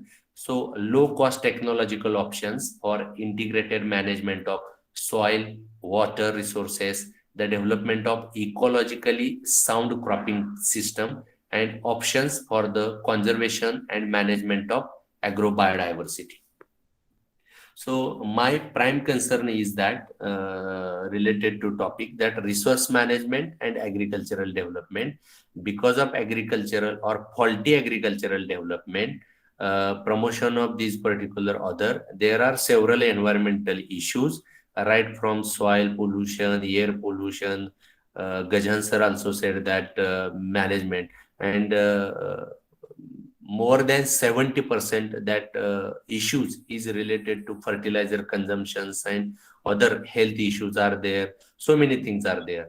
And for that purpose, we should seriously think about the natural resource management. Okay. But the problem about the theory, the concept, how to measure that impact of this particular agricultural development on these particular natural resources and remedies. And there are other that consultative groups, as I say, that agricultural research at international level for this particular natural resource management. Then there are development agencies in the developing countries also invest that substantially in measure to sustain productivity and conserve both the agricultural resource base and the environment. Efforts are being made in that direction, but we as a geographer should create more and more awareness among the society, among the farmers, and there should be proper and scientific methodology to measure that particular impact. There are so many things to we can highlight about the degradation of aquaculture, planted forest, hunting, fishing, uncultivated species. And as I say that natural resources of interest include the soil, water, biodiversity, fish and forest. But there are several studies, they can highlight millions of people in hundreds of countries because of this particular mismanagement and agricultural development. The problems like erosion, salinization, then compaction and other forms of degradation. 30% of the world's irrigated lands, 40% of the rain-fed agricultural lands, and more than 70% of rangelands. Every year, an additional 12 to 15 million hectares of forest are lost because of these particular agricultural development and other particular things. And as I say that because of this chemical use, specialization and government policies favored maximization production, although these changes have had many positive effects and reduced many risks in farming, there have also been significant costs. Means okay, agricultural development because of that food security, malnutrition, okay, but there are at the cost of that topsoil depletion, groundwater contamination, decline of family farms. N number of problems are there, like continued neglect of the living and working condition for farm laborers, increasing cost of production, and the disintegration of that economic and social condition in rural communities. So you can understand that resource management and agricultural development, there is a reciprocal relationship for the survival of people, and because of our faulty practices, agricultural development again created problems to the natural resource management system. And there is a lack of this kind of methodologies, how to measure that particular impact. Then, of course, there are, as I say, that several papers from geography and other these particular disciplines, that chemicals can also be carried by water runoff, and that pollute the rivers, oceans, water bodies, and livestock products also. The overexploitation of soil and that water, major problems all over the world. And there are several, what you say, papers and examples about this particular thing. I will just, instead of giving detailed data, I will just highlight one simple example. Like Saptarashi sir always said that because of these chemical companies and seed companies, that fertilizer, pesticides, one simple example, that after the implementation of or adoption of that green revolution, between 1950-1998, worldwide, the use of fertilizers increased more than 10-fold overall and more than 4-fold per person. And he estimated, researcher, that crops actually absorbs only 1/3 to 1/2 of the nitrogen applied to the farmland as a fertilizers. And then, of course, in case of pesticides, each year, the world uses about 3 million tons of pesticides, comprising herbicides, insecticides, and fungicides. And that formulated from about 1,600 different chemicals. And of course, it has been estimated that only 0.1% of applied pesticides reach the target pest, leaving the bulk of the pesticides, 99.9%, to impact the environment, maybe to the soil, air, water, animal, human beings, etc. So you can understand the market-oriented or that company-oriented policies and all about these fertilizers, pesticides, these particular things, how they affect these particular things. And there is a lot of data regarding environmental consequences of overuse of pesticides, as well as health consequences. Pesticide poisoning worldwide, 10 to 20,000 deaths per year. At least 3 million acute cases are there. There are a number of farm workers and highest rate of chemical-related illness of any group. Mostly in developing countries and less developed countries. And as I say that it affects the soil, land, biodiversity. And the most important thing about the water in case of our country or all over the world, 70% water pollution is because of that agricultural practices, chemical fertilizers, and application of these fertilizers. That current farming practices for 70% of the pollution in the nation's rivers and the streams. And that US Environmental Protection Agency carried out one research, and they report that runoff of chemicals, silt, and animal waste from United States farmlands has polluted more than 173,000 miles of waterways.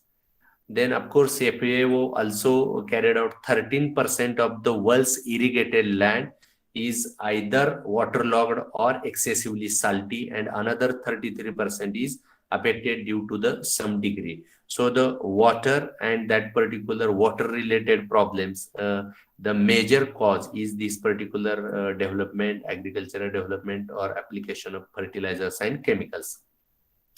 Another important issue, I think, that is climate change and global warming. Because of these particular water scarcity and changes in land use contribute about 14% of the total human generated emissions of greenhouse gases.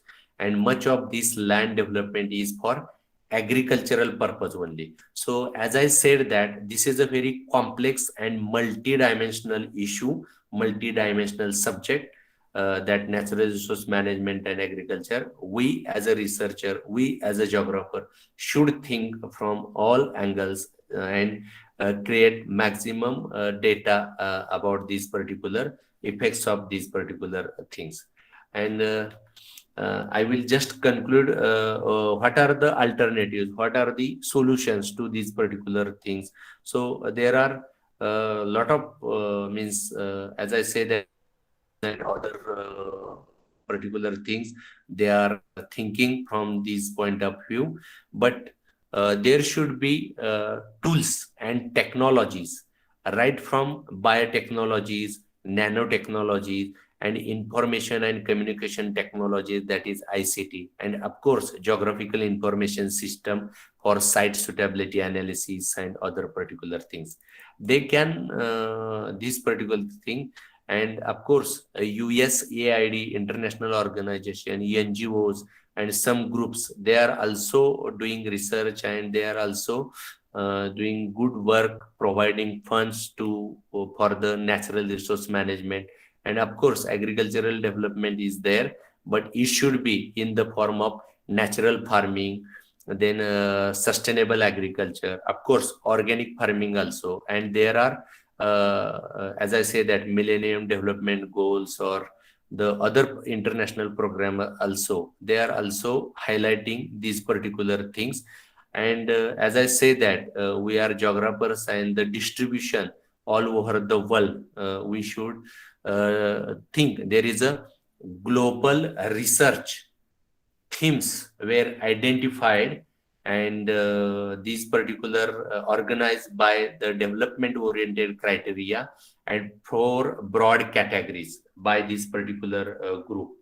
So that particular categories should be these should be the remedial measures like macro policies that enable growth to take place, then technologies that provide new growth opportunities, then policies, institutions, and technologies that sustain the natural resource base, and of course, policies and institutions that enable economic growth and natural resource management to be pro-poor, that should not be anti-poor, so that the success of that particular program.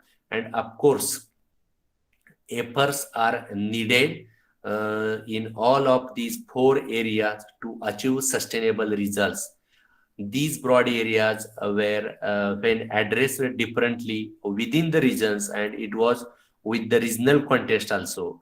As we are geographer more interested in the distributional studies. Say for example, in Asia, the emphasis should be on water use and on farm water management, then income diversification, like that. And in Latin America, other countries, there is a access to markets by the poor. In Central and West Asia, there is also on farm water management, crop improvements, and other that particular. So I will just conclude that the agricultural development, and because of pressure of this food security, urban development, and increasing population, there is a tremendous pressure on these particular natural resources, and it gives a number of problems. We should think about the natural resource management from the methodological point of view, from the conceptual point of view, and the remedies for this particular, we should adopt as tools and technologies that can reduce these particular problems, that can help for the natural resource management system. Once again, thank you very much to the organizers, especially Mali sir, Santosh Mane sir, and all team of this particular Sambhaji Mahavidyalaya, and of course Marathwada Geographical Association. So thank you very much, sir. Thank you very much, sir, for highlighting the human concern over the natural resource degradation and recommending the remedies over. Thank you very much, sir. Now may I call Dr. Manjunath Mankar sir, DOS Chairman, Geography, Swami Ramanand Marathwada University, Nanded. Mankar sir. Thank you very much for giving me this opportunity. At the very outset, I would like to congratulate the organizers, Sambhaji Marathwada, particularly Principal Narendra Mankar, his team, which have brought out this event. In fact, resource management and agriculture development are going to be evergreen fields of research.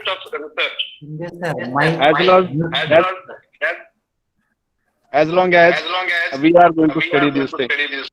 Because excuse me, sir. Excuse me. There is an echo. Mani sir, please.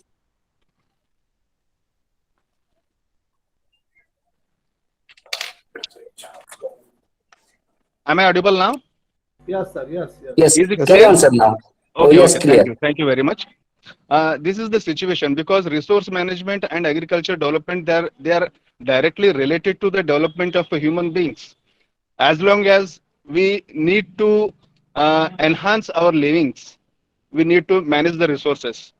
Resources are scarce and the demands are increasing. That's why the concept of management arises here.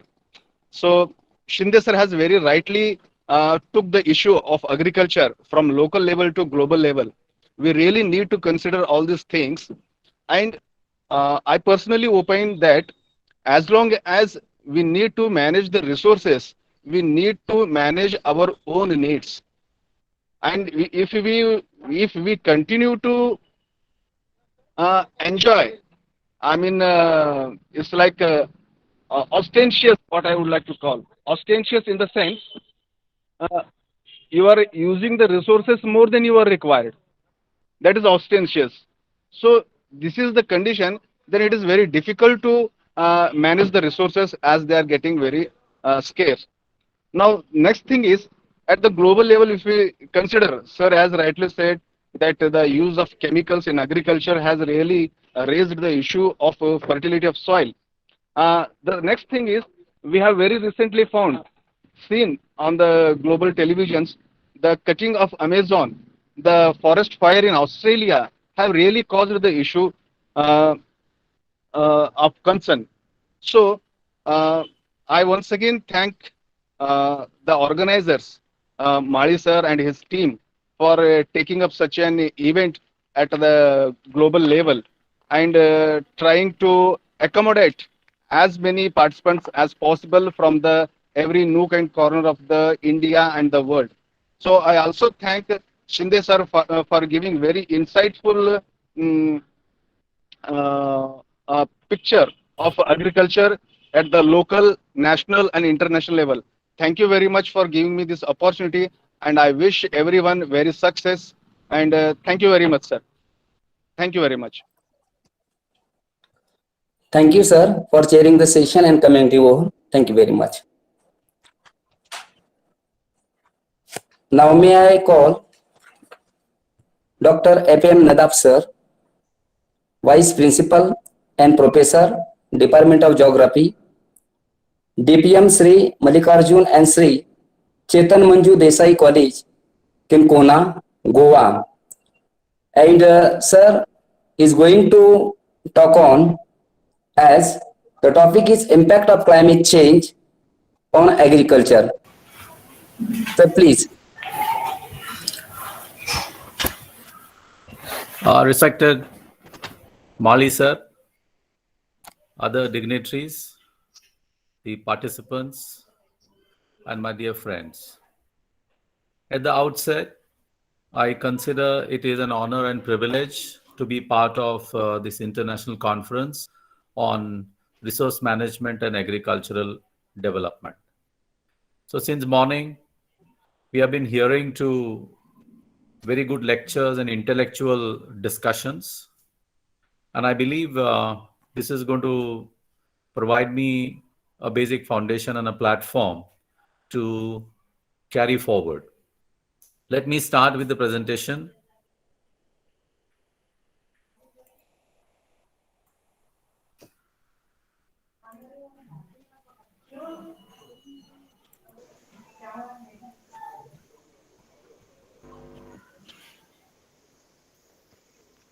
Your presentation is visible, sir. Visible. Yeah, okay, right. Thank you very much.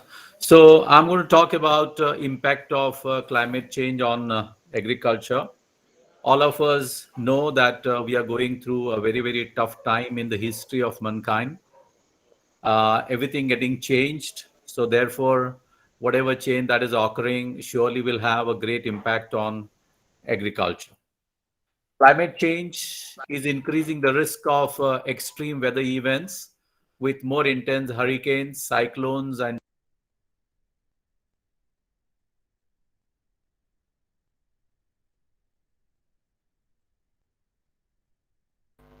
Sir, you are not audible, sir. Your mic is open, please.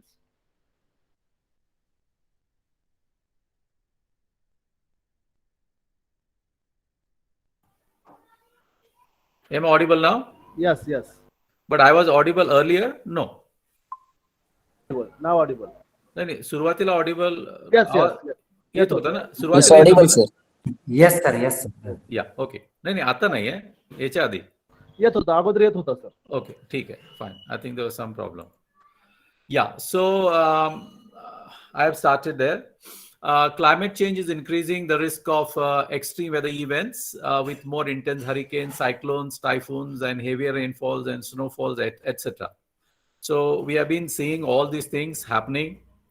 Recently, Maharashtra had problem, Uttarakhand had problem, Goa had problem, and there's no part in this world which is not getting affected because of the cyclonic disturbances, the hurricanes, and the heavy rainfalls, the droughts, the heat waves, etc.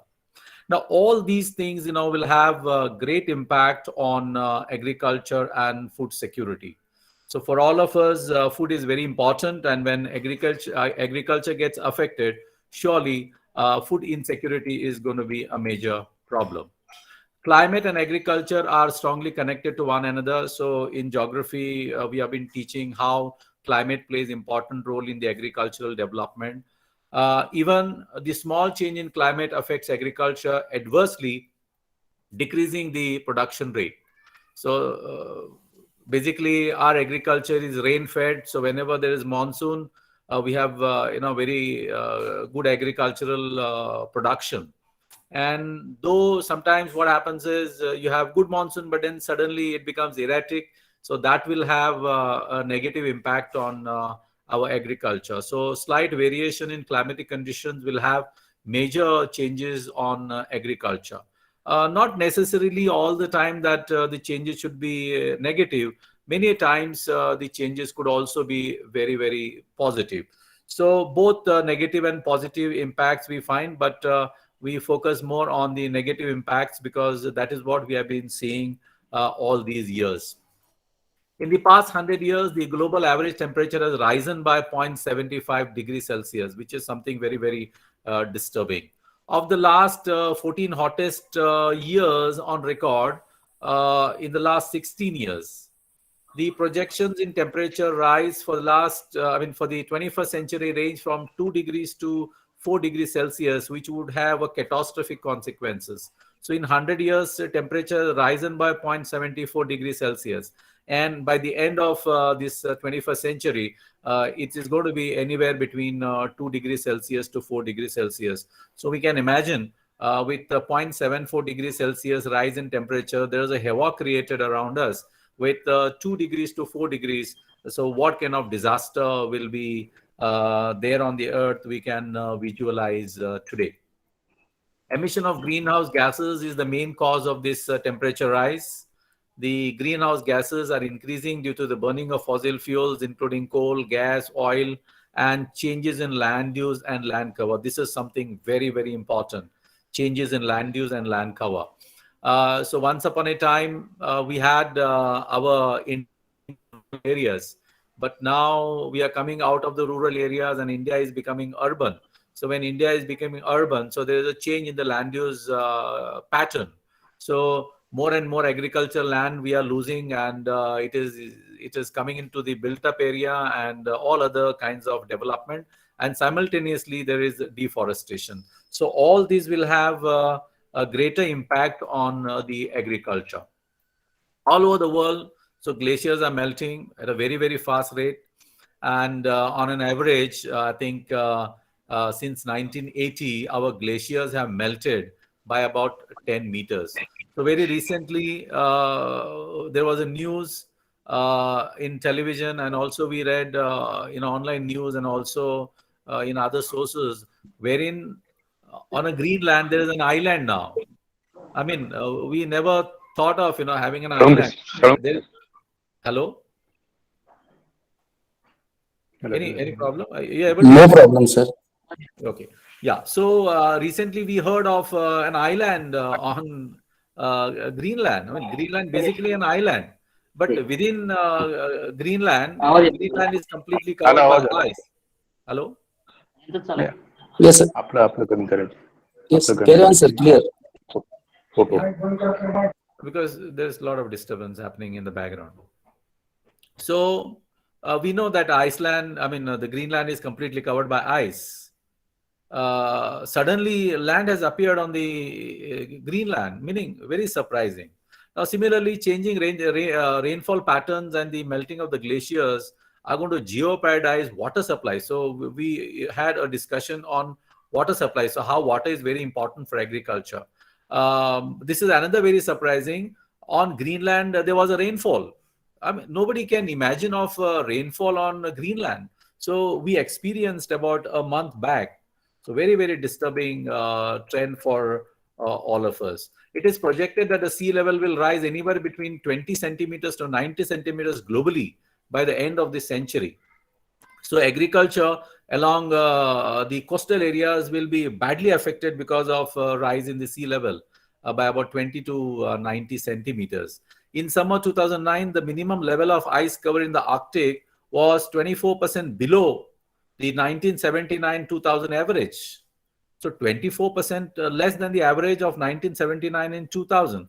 And scientists expect the melting of the glaciers and the ice will continue even in the coming decades, which will create all sorts of problems in the low-lying areas.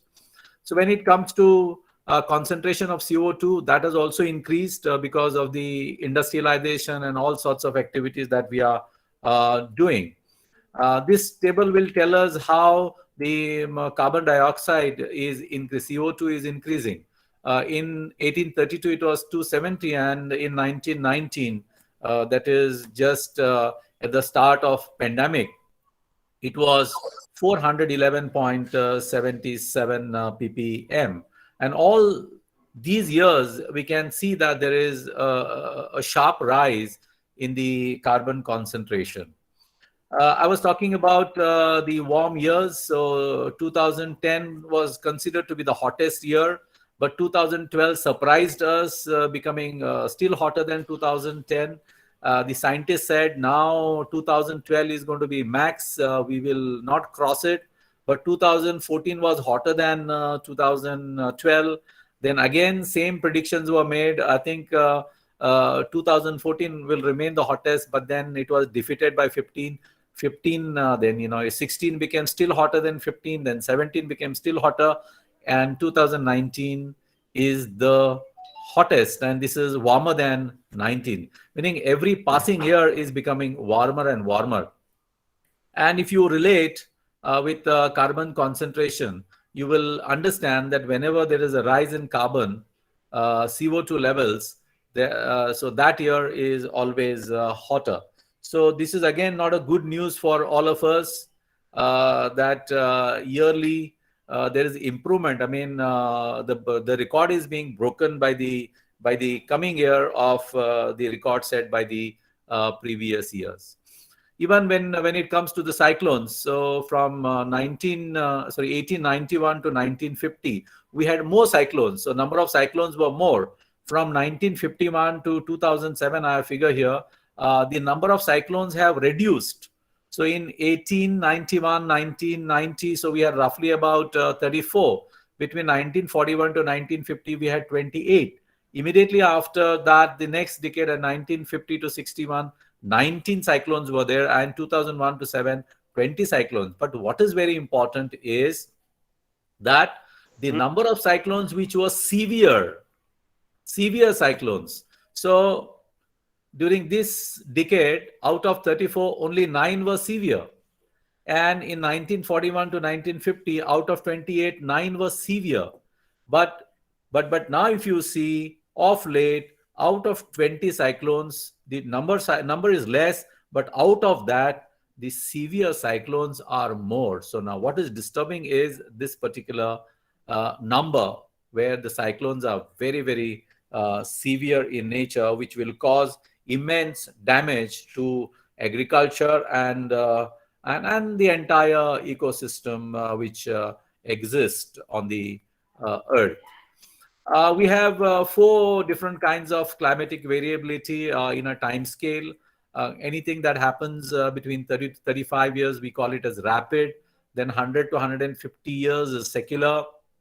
1,000 years is historic. And anything which we talk in terms of millions is the climatic variability counted in terms of geological time scale.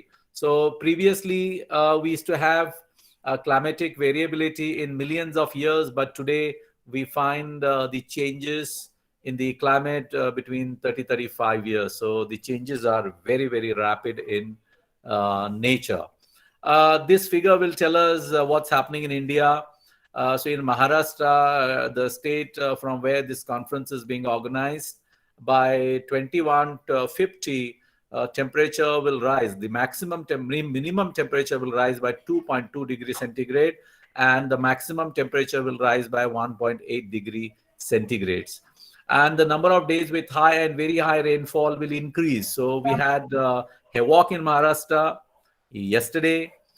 We had devastated rainfall about a month back, and Maharashtra is becoming the best example of the irregular and erratic rainfall patterns, and the changes will also lead to sea level rise. And according to the study which published in Down to Earth, Thane has the highest vulnerability to climate in Maharashtra. The picture is similar in Karnataka. So there the temperature would rise between 1.7 to 2.2 degree. Monsoon rainfall will decrease by 6%, so which will have a direct impact on the agriculture. Dakshin Kannada and Udupi going to have a huge area being eroded, especially the coastal area. And from the agricultural point of view, Karnataka is going to have 10 to 15% decline in rice yield by 2050. So the picture is more or less same in Gujarat. Picture is same in Kerala. So we have seen what has happened in Kerala recently. The number of days, the number of rainy days have declined, but intensity of rainfall has risen. So in the sense, if rainfall is to fall in Kerala for about 130 days, now the rainfall is going to fall in about 80-85 days. So numbers have decreased. But in 80-85 days, it is going to recover the rainfall of 120 and 130 days. So that is going to cause the immense damage to the ecosystem there. So picture is same in Andhra Pradesh. Temperature will rise by 2.5 degree. It will have impact on the winter crops. It will have impact on the coastal areas and also on the coconut production. Odisha will also have a similar situation where the cyclonic intensity is going to increase during July and October from 2020 onwards. So this, I think, right now we are witnessing. Tamil Nadu is not going to show us any other different picture. So here again the same, the annual rainfall intensity to increase by 8 to 14%, 14 millimeters per day by the end of the century. So here the temperatures will rise by 3.4 degrees, both minimum as well as the maximum. This is going to be the picture in Kolkata. For ages, ours has been an agrarian society. We know that agriculture provides the largest livelihood in rural area because that's the only place where our people work, our farmers work. Thanks to farmers, I salute the farmers. Because of farmers, I'm there. I'm able to fulfill my hunger. But I think farmer is the one who is largely exploited in our country. There are instances wherein farmer is forced to sell his crops, the tomato, the potato for 2 rupees kg and whatnot. But in the market, the rates never come down. So there was also mentioned by Professor Praveen Saptarishi about the exploitation of our farmers. I think we should not forget the contributions made by the farmers in the overall economic development and also satisfying my hunger, because I'm not a farmer. I cannot go to the field. So somebody else will have to go to the field and produce for me. And the farmer is doing. I think at any given point of time, we should always support the farmers, because he is a very important person, not only for the Indians but also for the entire world. So the same agriculture provides him livelihood. He is in a poor condition. All other groups are making continuous progress and making prosperity, but our farmers are not making any prosperity. Our salaries have increased so many times, but the income of farmer has remained the same. Much has not happened to the farmer, because people who work as agents and people who buy from the farmers, they are becoming richer and the farmers are becoming poor and poor.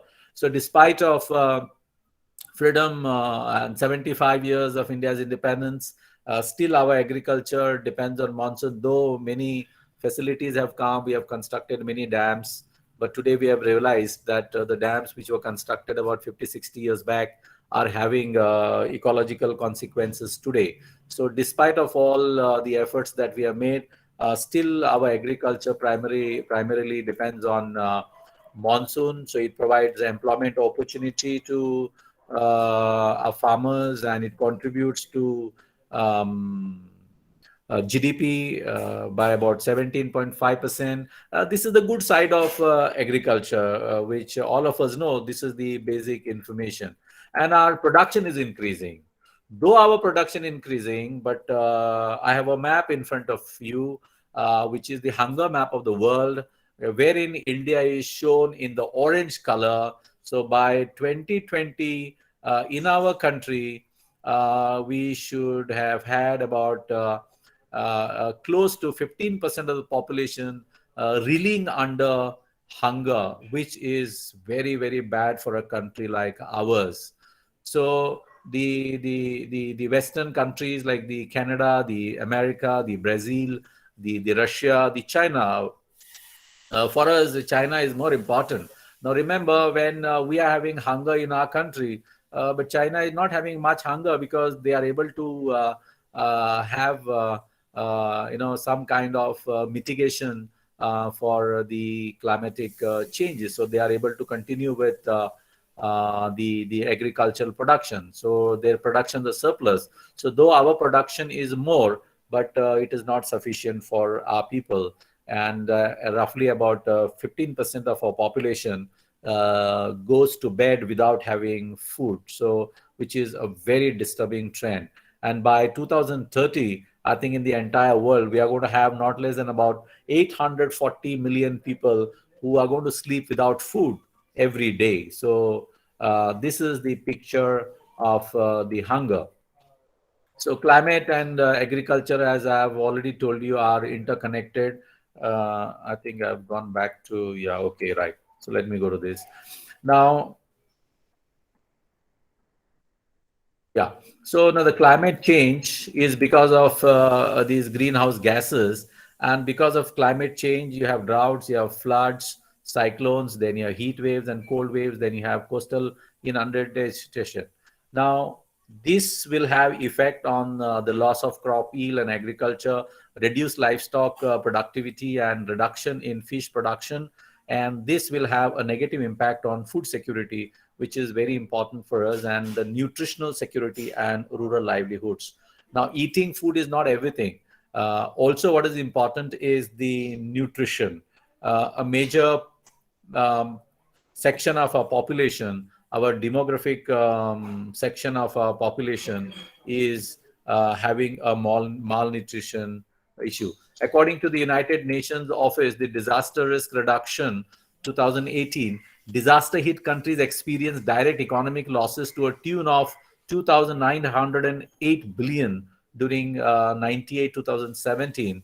Of the total losses, 77% were due to climate-related disaster, which also includes the agriculture. Climate change impacts are more pronounced on agriculture sector in the recent past. Government of India's Economic Survey 2018 estimated that the annual loss of 9 to 10 billion US dollars was due to adverse effects of climate change.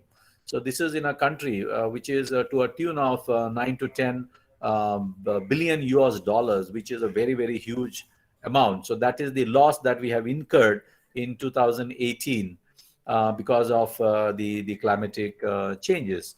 Climate change impacts are more pronounced on agriculture. Yeah, this is repeated. So anyway, so extremely sorry for that. There's some problem. According to World Bank report, an average 30% of decrease in crop yields is expected by the mid of the 21st century in South Asian countries. North Indian states and Bangladesh are highly susceptible to erratic changes in rainfall and temperature. So the major impact is on North India rather than in South India. According to Ahluwalia and Malhotra, in India, an increase in temperature by 1.5 degrees centigrade and a decrease in the precipitation by 2 millimeter reduces the rice yield by 3 to 15%. So decrease in rainfall and increase in temperature, which is about 1.5 degrees centigrade and 2 millimeters, will impact rice. This is as a part of the study which was done by Ahluwalia and Malhotra by 3 to 15%. According to many studies, the climate change will have a greater impact on biological production, thereby affecting livestock, poultry, fish sector. So it will not only have on agriculture, it will also have the livestock, the poultry and the fishery sector.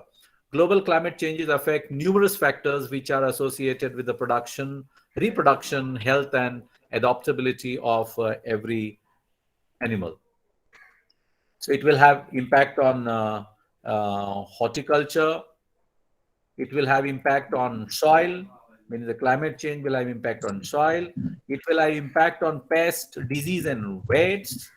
Climate change is like the cause for the spread of tropical and subtropical wheat species into temperate areas.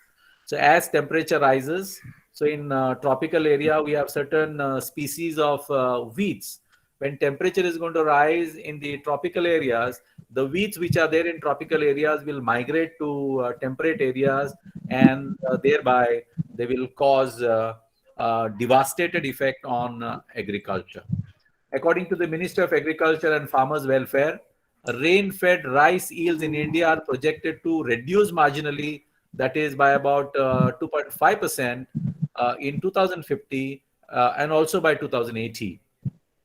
And the irrigated rice yields by 7% by 2050 and 10% by 2080. Further, wheat yield is projected to reduce by 6 to 25% in 2100, and maize yields will be reduced by 18 to 23%. As the vulnerability assessment undertaken by Indian Council of Agriculture Research, 119 districts out of 573 rural districts, which comes to 19%, are at a very high risk of having the problems of climatic changes with reference to agriculture, and another 201 districts are at a risk stage. So this is the impact what we are going to have in South Asia with regards to the crop production in 2000 and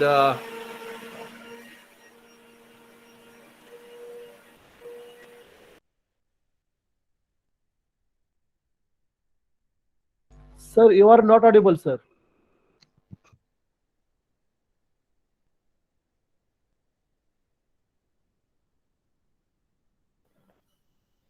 Hello. Sir, Sorry. There was Audible, sir, audible. there was a little problem. So please, Yes. sorry for that. Yeah. So the production in 2000, the production will continue to rise. So much problem will not be there, but the problem is going to be on the yield. The climatic effect would be there. I mean, the climate change effect would be there on the yield rather than on the total production. So this map will tell us how it is going to impact on the agricultural yields. So if you have a look in India, so you have North India and South India. So in North India, the impact is more on the yield, and in South India, it is slightly different. But China is not having much impact. So they will continue to have a good yield for their crops. Same thing with Canada and the United States of America, but certain sections of United States of America will also have. But the more so, the problem is in Africa, in South America, and also in the Australian continent. So climate change is going to stay here. So please, all of us note, whatever efforts that we will make, it might slightly minimize, but climate change is going to be here. So the only answer that we have is climate resilience, so which also Professor Praveen Saptarishi spoke about. So climate resilience is nothing but ability to prepare for, recover from, and adopt to these impacts. So we have to live with it. We have to prepare ourselves to the climate change. Whenever there is a problem, we have to recover from it and also adopt new technologies and new practices, new methods, so that we can mitigate the climatic changes. And we have to see to it that climate will, though create its own problem on agriculture, but then the impact would be minimized. I think we should not be prepared to going for this particular level where the water has disappeared, there's no agriculture. I think the planet's protection is in our hand. We have to change our behavior. We have to work for our contribution in reducing the impacts of climate change. I think then this planet is going to be a better place and a healthier place for all of us to live.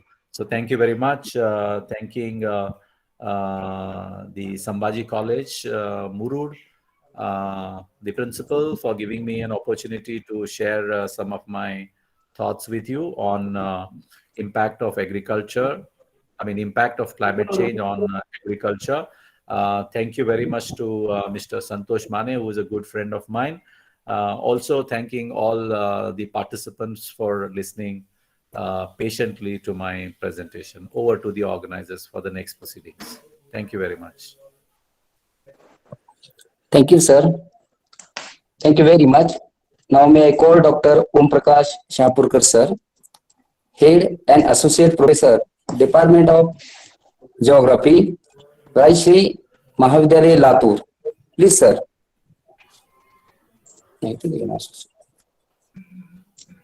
Hello, good afternoon, everybody. It's my privilege that I have become the part of this national level e-conference that is on resource management and agricultural development, organized by Sambhaji College, Murud. I am very thankful Principal Dr. Narendra Mali for I am a part of this national conference. Dr. F.M. Nadab sir delivered or presented his lecture very properly and neatly.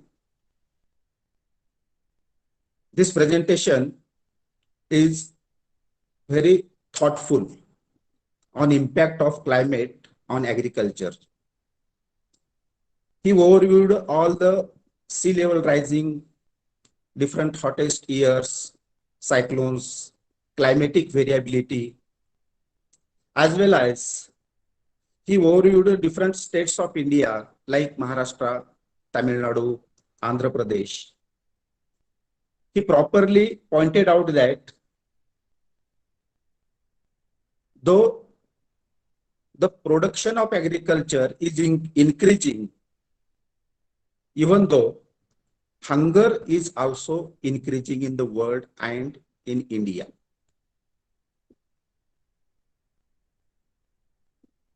Climate change not only impacting on agriculture, but it also impacts on livestock, poultry, fishery, and different allied sectors of agriculture. Thank you, Nadab sir, for presenting very nice and very thoughtful thoughts on impact of climate change on agriculture. Thank you all, and thank you all the participants and resource persons. Thank you, sir. Thank you very much, sir, for sharing the session.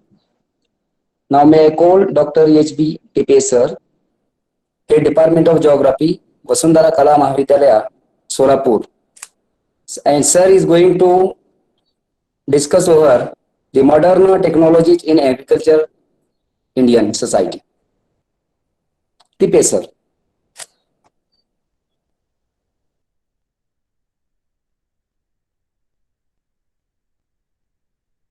Hello? Am I audible? Audible. Yes, yes, audible, Yes, sir. yes. Yes. Okay, okay. Thank you. Good afternoon to all. Respected chairperson of this session, Professor Dr. Parag Khadke, sir, and other dignitaries and my dear friends. Before the starting of my presentation, I would like to thank to the organizing team of Sambhaji College, Murud, as well as Marathwada Association of Geographers. My special thanks to Chief Organizer, Principal Dr. N.J. Mali sir and Dr. H.J. Phule sir. I also thanks to Santosh Mane sir for providing me an opportunity to opinion about the modern techniques in agriculture, Indian agriculture in this international conference. Okay. Mane sir, please present my slides. Yes, sir. Yes. Open your PPT, sir, now. Okay. Thank you. Okay. As we know that agriculture is a backbone of the Indian country, Indian economy. It has played an important role in the socio-economic development. As we know that the near about 60% of the country's population is directly dependent upon agriculture for their livelihood. When we talk about the agriculture, it provides not only the livelihood or not only the economic benefit, but also provide the foods, shelters, the basic which fulfill the basic needs of human being. Next, sir. The agriculture in India has a long carried out in a traditional manner, hardly using the modern techniques in the developing part. From 1970, special attention has been paid to modernize the agriculture with adaptation of different technology, not only whole area, but the certain parts of the country. First of all, we should know what is technology and why this is necessary for the agriculture. In talking about the agriculture technology, first, technology is the knowledge which is used to produce, to improve the productivity. We are talking about the agriculture technologies that refers to the knowledge used to improving the agricultural productivity. Technology is nothing but, or it is a covered the everything that powered machinery which is work with formerly performed people's animals, also enhancing the seed technology that support crop growth as well as the proper plant from the insects. The role of technology is very important in agriculture because the agriculture output or the yield of agriculture will be depend upon the nature of technology which is used in agriculture. The main factor in agriculture productivity production is land, and which is limited to which is limited. So the technology plays crucial role in agriculture. We know that there is a tremendous pressure of population on the resource like agriculture. For the fulfillment of human needs, we can use the various technologies for increasing the agriculture production. Indian agriculture sector is being empowered with modern techniques and tools. As we know that Indian farmers are getting access to improved agriculture tools and techniques. New techniques like automated agricultural machines, water sprinklers, sensor systems, unmanned aerial vehicles, artificial intelligence, modern farming equipments are helping farmers not only to saving the time, but also saving the money and energy. Next, sir. Various agriculture technology in agriculture technology, there are the various inputs, not only only farm mechanization, but also modern irrigation, use of high yielding variety seeds, fertilizers, greenhouse, cold storage, information technology, and artificial intelligence are there. Next, sir. Why farm mechanization? Is it essential? Yeah, mechanization helps to increase the family food security, as well as it increases the income, which helps to improve the quality of life of human being. The economic benefits of farm mechanization or this mechanization, that increasing the efficiency of manpower, reduce the input cost, increasing net cultivated area by using the various agriculture irrigation methods, as well as undertaking the timely operations by using GIS and IT sector, or we say that artificial intelligence, increasing farm output, reducing harvesting and post-harvesting losses, earning income through hiring these farm services to the other persons, to the other farmers. Next, sir. Demand of mechanization. Yeah. Is there demand of mechanization in agriculture?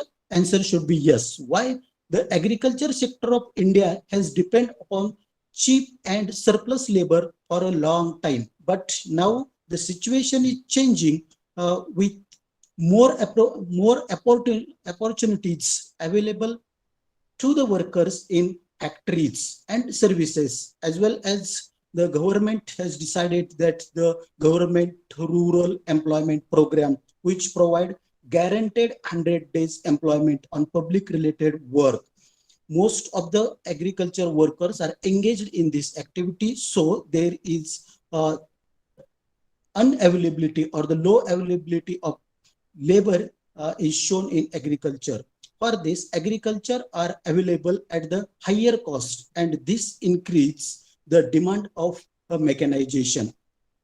When we talk about the total population in agriculture, Indian agriculture, it is clear that it is observed from this table, or this table will tell us that population is increased day by day, no doubt about it. From 2001 to 2020, near about 30 crore population is increased, and it will become 161 crore in 250. Prediction is there. But when we talk about other factors, other indicators, or other that is number of agriculture workers, or the agriculture workers to the number of total workers, when we talk about these figures, it is clear that it is observed that the percentage of agriculture workers to the total workers has been steadily declining. That is from 58.2% in 2001, and it is now 40.6% in 2020.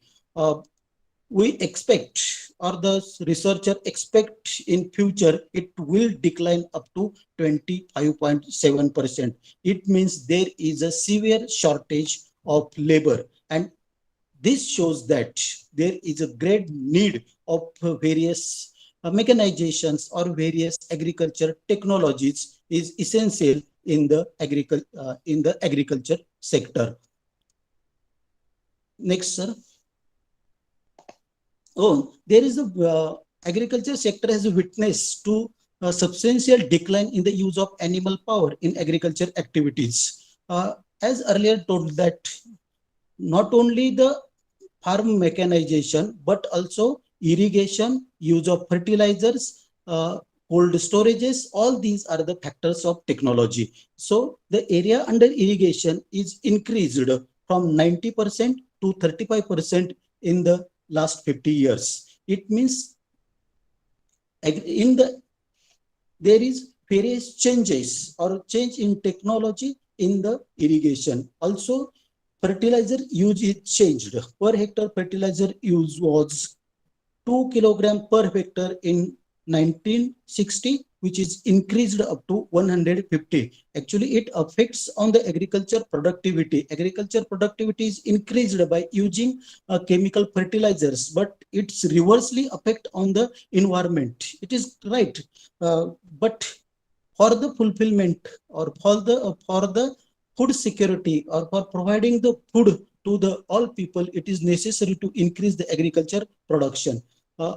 Also, the number of tractors and power tillers, which is power operated implements, also increased in country from 1960 to 2010.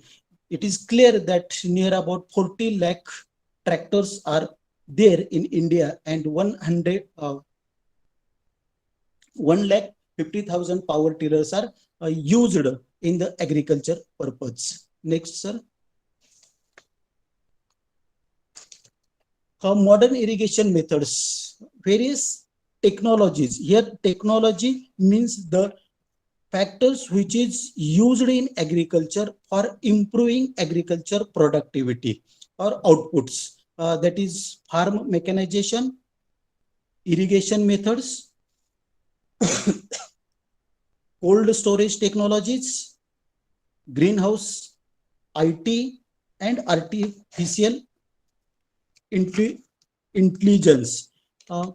When we talk about the modern irrigation methods in Indian agriculture, now I'm sure we know that the India is monsoon dependent country. Everyone knows that. Therefore, rain has a huge impact on our agriculture input.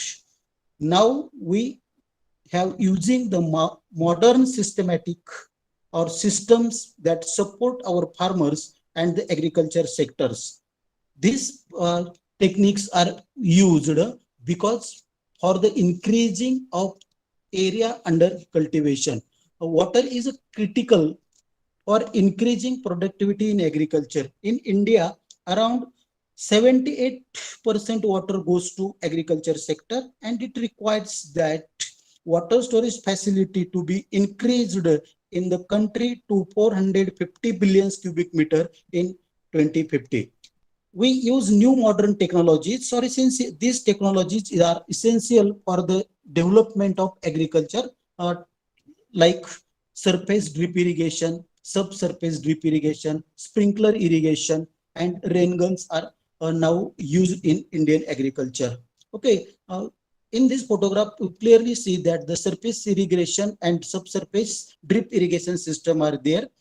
We know that the drip irrigation is most used irrigation system in these days. In the drip irrigation, water is applied close to plant so that only the part of soil in which the root grow is wetted. This is very useful when labor is scarce or expansive to higher.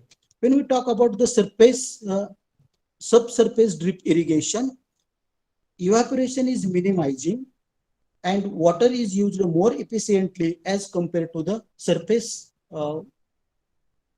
drip irrigation system. In subsurface drip irrigation, the effects of surface infiltration like cutting and water loss via evaporation and surface runoff are eliminated. This is the benefit of subsurface drip irrigation compared to the drip irrigation. Water is applied directly to the root zones of a crop as opposed to the surface irrigation. in which most weed seeds hibernate.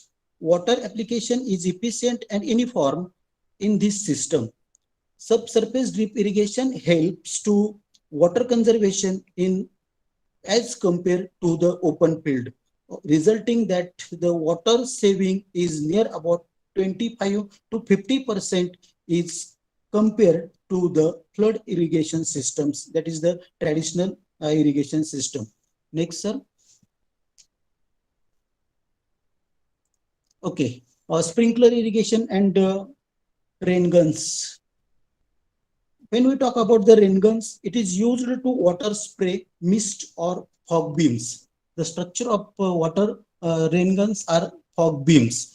Okay, it is used to irrigate trees and other crops separately and wide in range. Fruit crops like citrus fruits, mangoes, guavas, etc. It can be irrigated with rain gun. Also, it is useful because rain guns reimburse rains, the water dissolve in nitrogen from the air and it gives to soil fertility, adding the nutrition value in the soil. Thus, this is one of the reason for the increase of yield of agriculture due to the use of rain guns. Reduce pest and insect due to the rain guns, because due to the pressure of that water, pest and insects get washed away during the rain gun irrigation. Next, sir. Okay, another technology which is used in Indian agriculture is greenhouse technology, and you can say it protected cultivation in agriculture. Okay, greenhouse cultivation is applicable where the production of horticulture crop are improved qualitatively. In India, greenhouse cultivation is presently 25,000 hectares. Also, the polyhouse can use or utilize for the rainwater harvesting. Next, sir. Greenhouse technology. Why this is important? Because it provided controlled and favorable climate for crop to grow and yield in all seasons. Also, it is favorable or useful.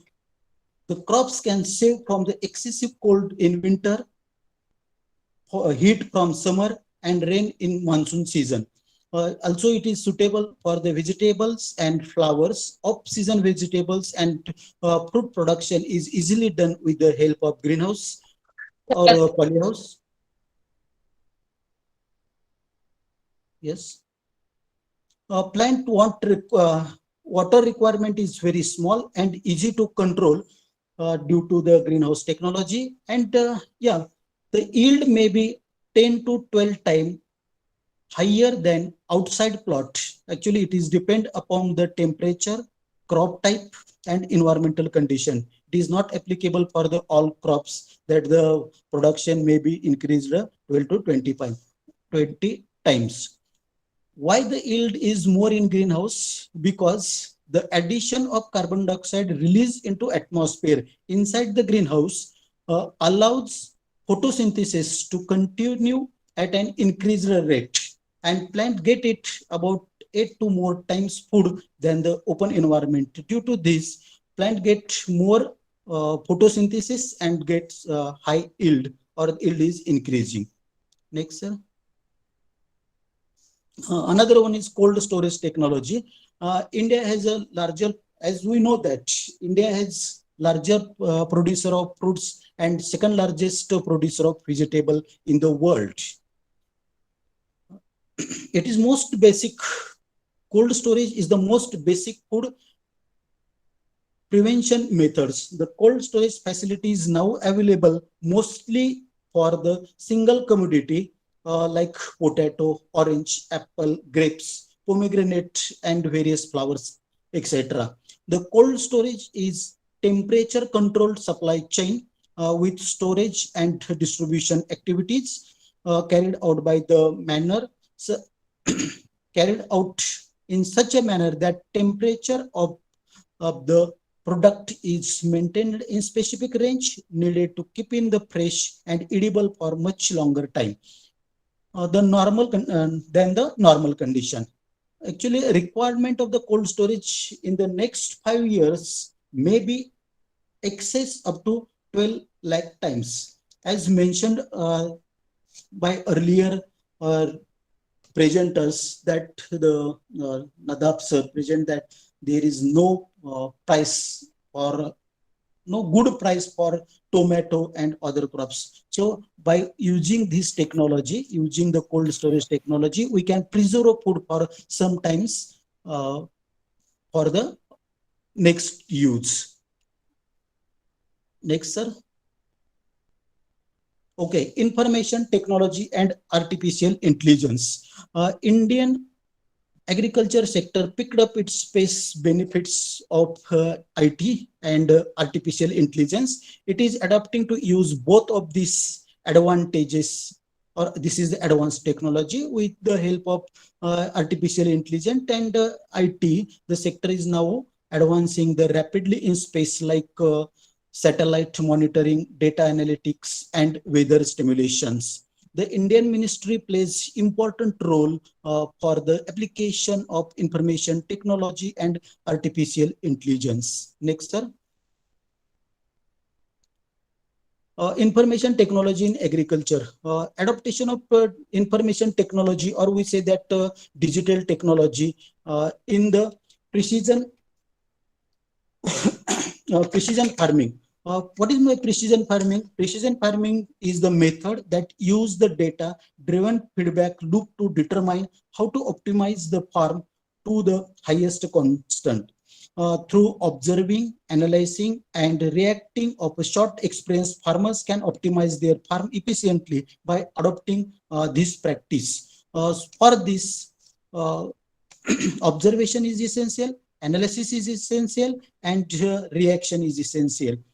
So this is called the precision agriculture. In this, one doesn't have to be an expert to see how the technology has changed in concept of farming, making more profitable, efficient, safer, and simple. Following methods can easily use as a digital technology, that is GIS software, GPS agriculture, satellite imagery, drone, and aerial imageries, farming software, and online data. Because modern farms get significant benefits from the evolving digital agriculture. As we know that farm is location based, and GIS is also related to the location. So in the farm, GIS software become an incredible useful tool item for precising agriculture. While using GIS software, farmer can able to map current and future changes of for precipitation, temperature, as well as crop yield, plant health, and so on. And it is also enabled to use GPS application in line. With smart machinery, mobile and other apps are now using for the agriculture purpose to optimize the fertilizer and pesticides application, which gives farmers doesn't have to treat the entire field, but only deal with certain areas. They are able to achieve conservation of money, efforts, and times. Next, sir. Okay, another great benefit of GIS-based agriculture is the application of satellite and drones to collect the valuable data on vegetation, soil condition, as well as the weather and terrain from the bird eye view, and which is useful for the future development of agriculture, because such data is significantly improved the accuracy in decision making, and decision is more important for the agriculture production. Also, the producing yields, as well as conducting almost real-time field monitoring views to detect the variety of threats, and satellite data in the service has never been too easy. The sensors which is used in drones or in satellites, are able to give the imagery on various spectrums, which is allowing for the application of numerous spectral indicators such as NDVI, which allows to us to detect the vegetation content, the amount of wilderness plant, and overall plant health. Another one is triple CI that helps with the nutrient applications, NDRE, detect the nitrogen contents, or MASV, that is which is designed to minimize the soil background impact at the earliest development stage of the plant. All these techniques is used for the betterment in agriculture development, for the increasing agriculture output. Next. Next, sir. Okay, how will artificial intelligence impact on Indian agriculture? Artificial intelligence is being used in agriculture industry to help produce healthier crops, control pests, monitor soils and growing condition. Also organize data for the farmers or reduce the efforts and improve the wide range of agriculture related operations along with the food supply chain.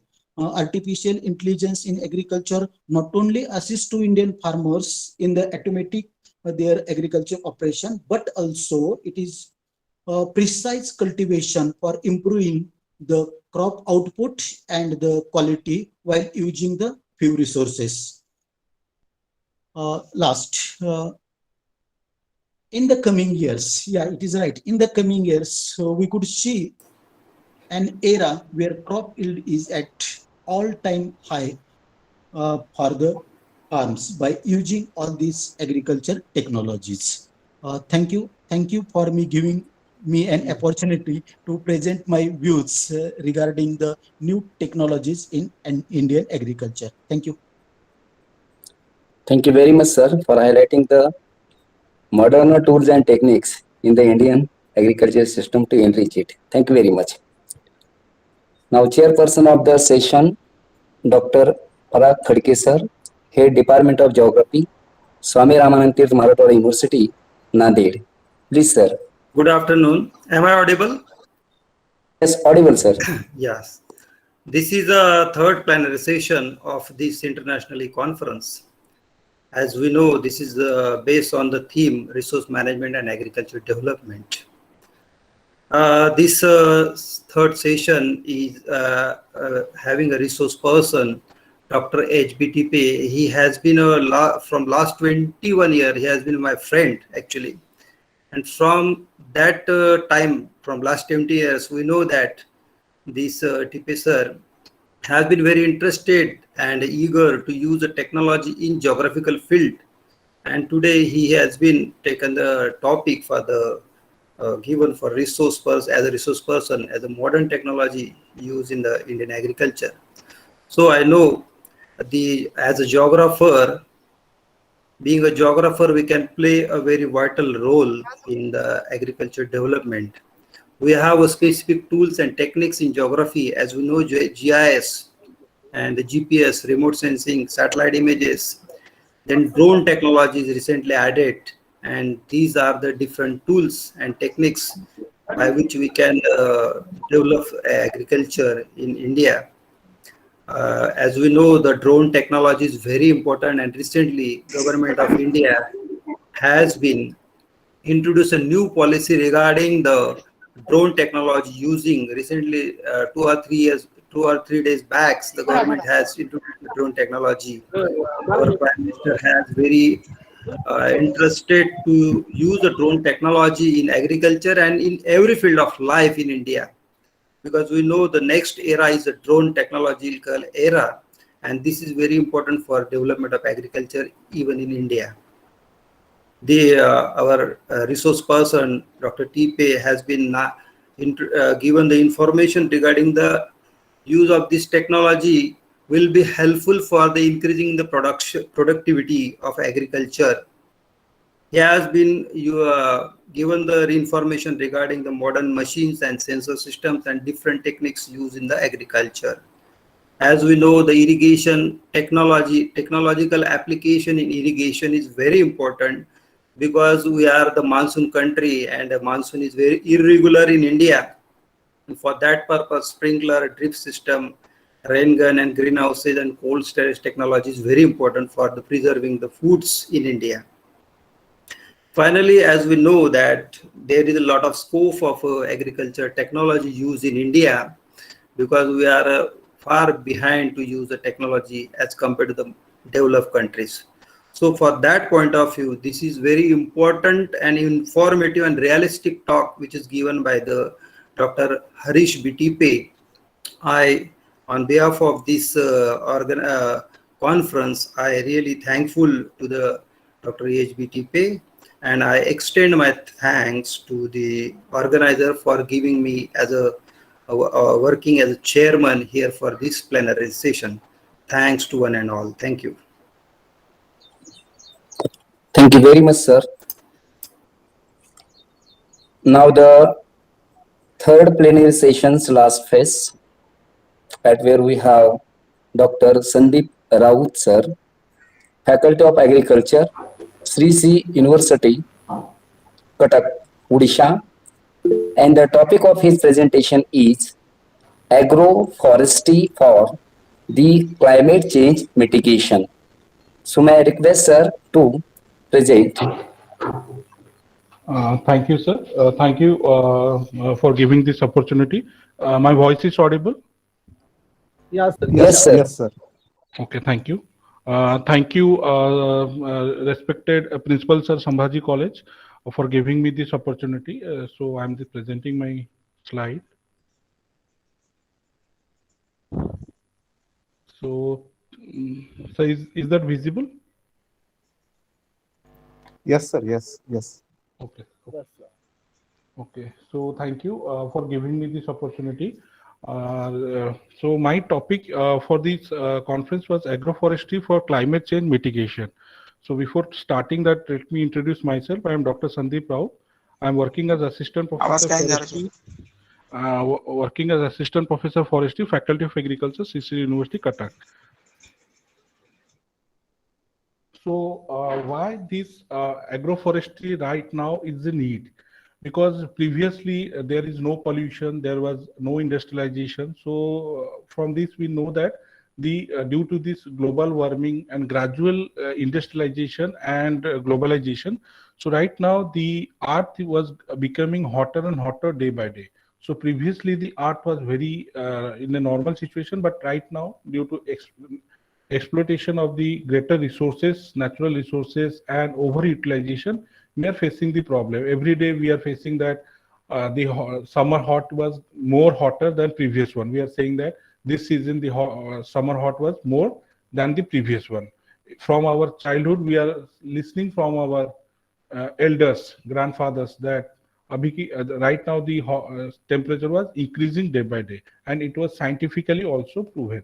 So but why the need of the resource utilization and land utilization was increasing day by day, and the resources was that much only because we don't have any other planet where we can move or any other place we can get our resources. So land is the one of the major resources for the production of the food grain and getting the food. So the land was limited. The population explosion was the major concern because we need home to live, we need food to grow, we need place to drive, we need industry to grow. So the population of this world was predicting that we will reach 9.2 billion in 2050, and it was increasing every year. So with the limited resources, we have to plan in such a way that we can get the resources, we can get the food, and we can use the whatever land we have in a sustainable manner, that what we are getting now, that we should get it tomorrow also. So now the carbon dioxide, that due to the industrialization, the maximum carbon dioxide was emitted by this following country as per the percentage. China, India was somehow behind that, but still we are in a developing country, and one of our major concern is that our population. So with this area and land resources and population, we have to combat this situation in a sustainable manner. Right now, the United Nations also having certain sustainable development goal. So the causes, we know that due to that, why this global warming and climate change. So the causes are industrialization, your traffic and urbanization, and denudation of the hills, and this is the some that mostly in Delhi region, those people stay, they know that in the month of winter season, this happened due to the from the nearby area, the people, the pollution, the smoke that come to the Delhi. So these are the certain parameters why these climate change or what is affecting the climate, the causes. So forest fire, that sometime it's happened due to negligence, and sometimes we are doing it knowingly because the smugglers, wood smuggler or certain miscreants, they are knowingly putting the fire so that they will clear the land and they will use it for other purpose. Okay, we are having certain that volcano eruption is also one of the major problems. So what will the effect if the climate change?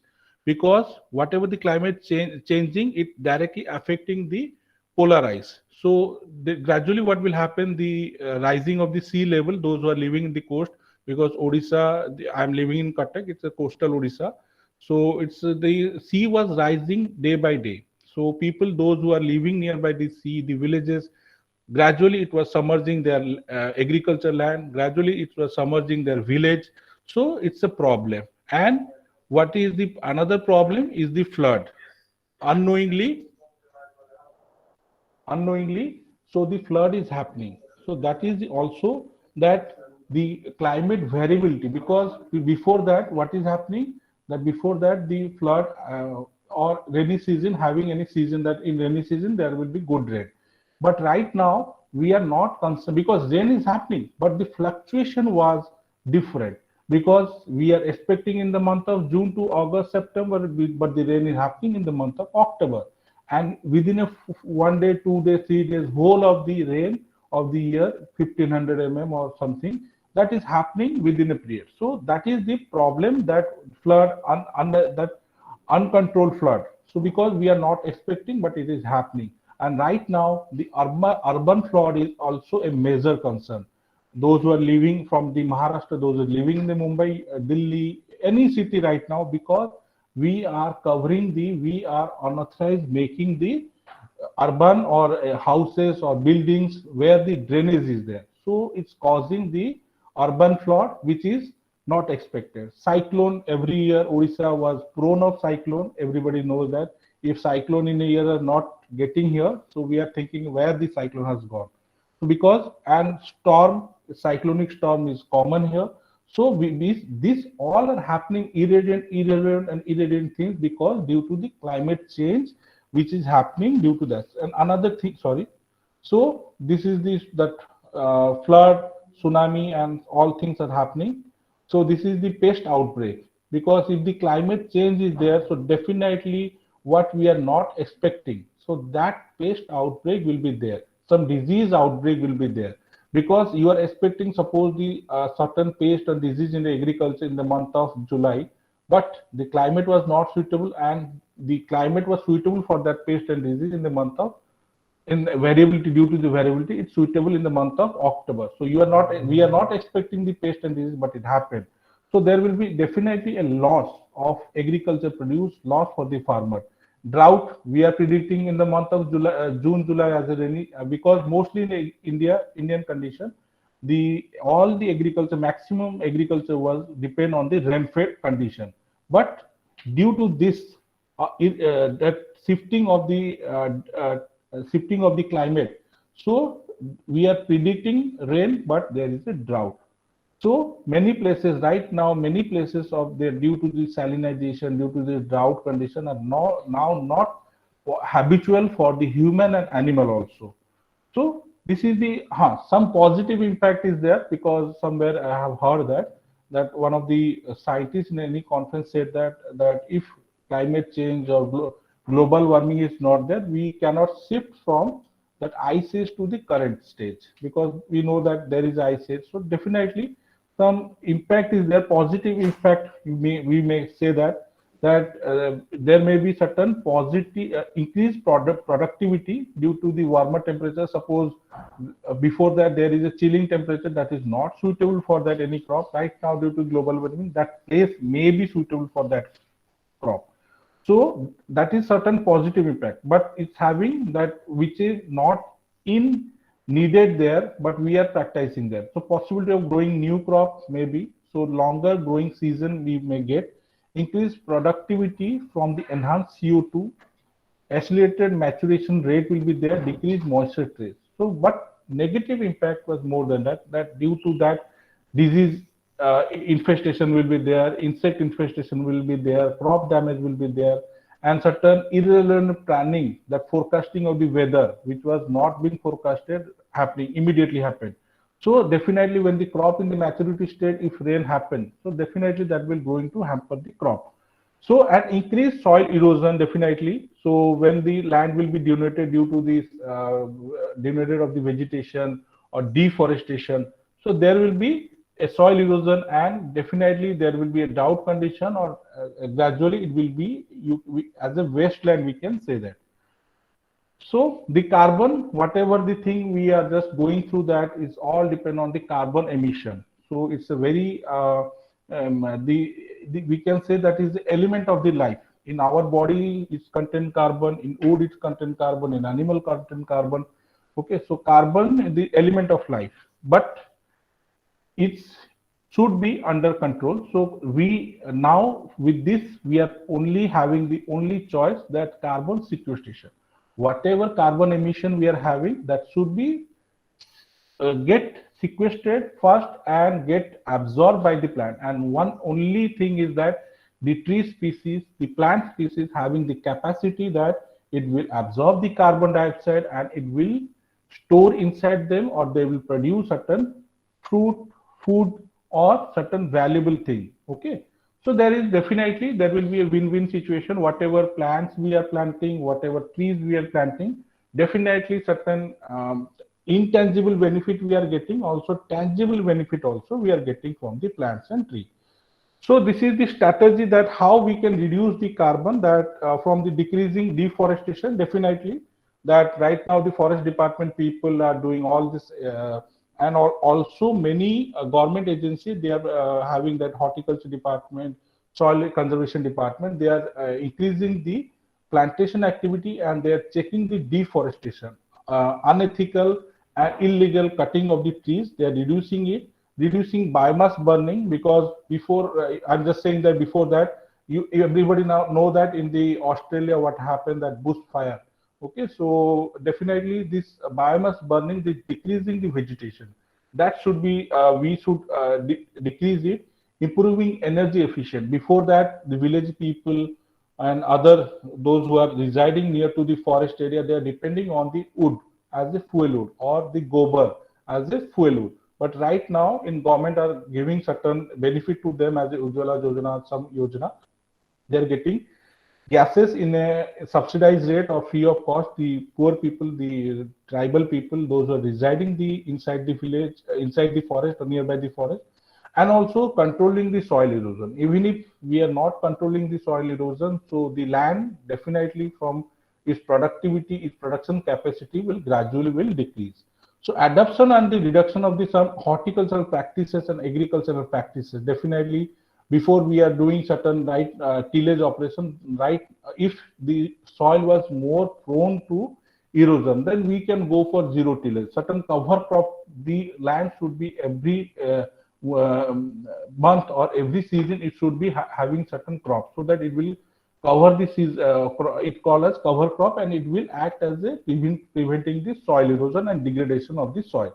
Mulching we can carry out, green manuring, afforestation we can carry out. With the afforestation activity, we can go for the agroforestry is also one of the activity. So adaptation of the right now the agriculture, because agriculture was more prone to climate change. Whatever other industrialization offices or anything were not maximum depend on the climate, but in Indian scenario, the agriculture is the one of the major, because our GDP was also agriculture dependent. So agriculture is the one of the major component, we can say that, which mostly facing this problem due to climate change. So we should have the climate smart agricultural, traditional agricultural practices, because previously this type of eradication of this rainfall, temperature was not there, but right now we are facing it. So we should have planned, we should plan in such a way that we should go for agroforestry, we should go for intercropping, we should go for crop rotation, whichever traditional practices, because every region, every zone, even in a state also, with land capability classification, with the land area, where we have definitely we are having certain traditional practices, certain traditional crop, which we are every area was preferring. Right in Odisha, Kandhamal district is there. There people mostly practicing horticulture crop along with the turmeric, because that is a hilly region. So turmeric in a sense they are preferring it. So like that, every region having certain traditional. In Odisha, coastal Odisha, Puri district, it was completely the soil was suitable for the coconut production. So people of that area definitely preferring for the coconut production. So definitely we should go for such a crop which was indigenous, traditionally, which was grown in that place indigenously, and which was accepted by the farmer, local farmer. And also the government will also take, definitely the government is also taking the steps that whatever the agriculture produce was produced in a one place, that can be procured and that should be sold in the market. So the adaptation for this all are the climate smart farm technology. Right now we are having that, the before sir said many, that artificial intelligence, drone technology, GIS based. So this technology should be adopted so that a particular movement based data will be available to the farmer, and farmer can get all the information, all the right mobile Krishi, M-Krishi. So in our state, one thing is going on M-Krishi. All the farmers' mobile phones, certain app was installed, and each movement, even if today morning is rain, there is chances of rain, they will get the messages from the agriculture department that in your area there is a prediction of the rainfall for these days. There is a prediction of the pest surveillance. So they will go according to the data, whatever data the government or the agriculture officers were providing them. Immediately in a switch step, they are going for this management practices. So this climate smart technology for the farming activity was needed, of the need of the hour.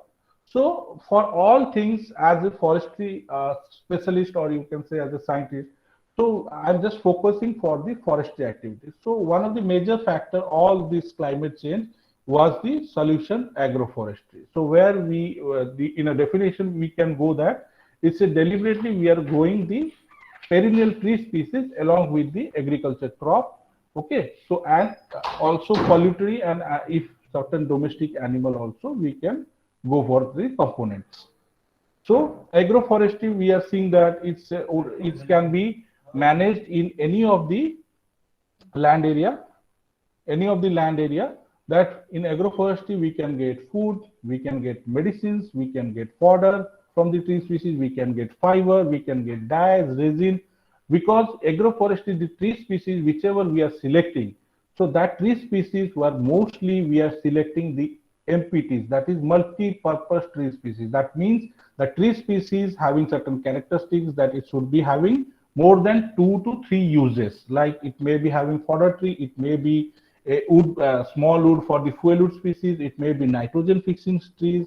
Okay, so we are selecting such a tree so that we can get more than 2 to 3 things from the same land along with the agriculture crop. So agroforestry, according to the farmer need, according to the farmer acceptance, we can accordingly we can plan that which type of species we can select.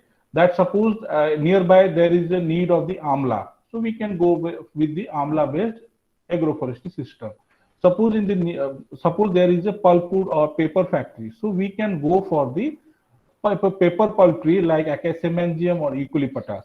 Okay, so that immediately whatever production after 7 years we can get, we can sell immediately to the that paper pulp industry or plywood industry. So as per the need of the farmer and market, we can plan, and we can get multiple outcome from the same piece of the land along with our agriculture crop. And what will happen? The land will be not going to be vacant for any of the year. Even if there is a certain problem like flood problem, certain insect problem, disease problem, if our agriculture crop was going to affect, but the tree species as a perennial species, initial stages certain caring activity is needed, but after it get established, then it's going to be thrive whatever condition is there, and we are going to get definitely something from the land.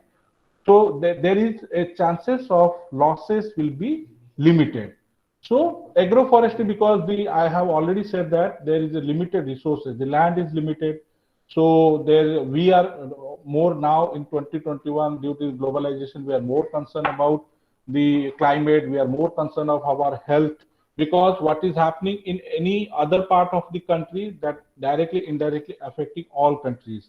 If anything happening in like in COVID situation, what we have seen that some virus which have been initiated some other country that have affected whole of the world. So we cannot say that if it is affecting in America, that will not affect India. If anything happening in China, that will not affect India. If anything happening also in India, that will not affect the nearby country.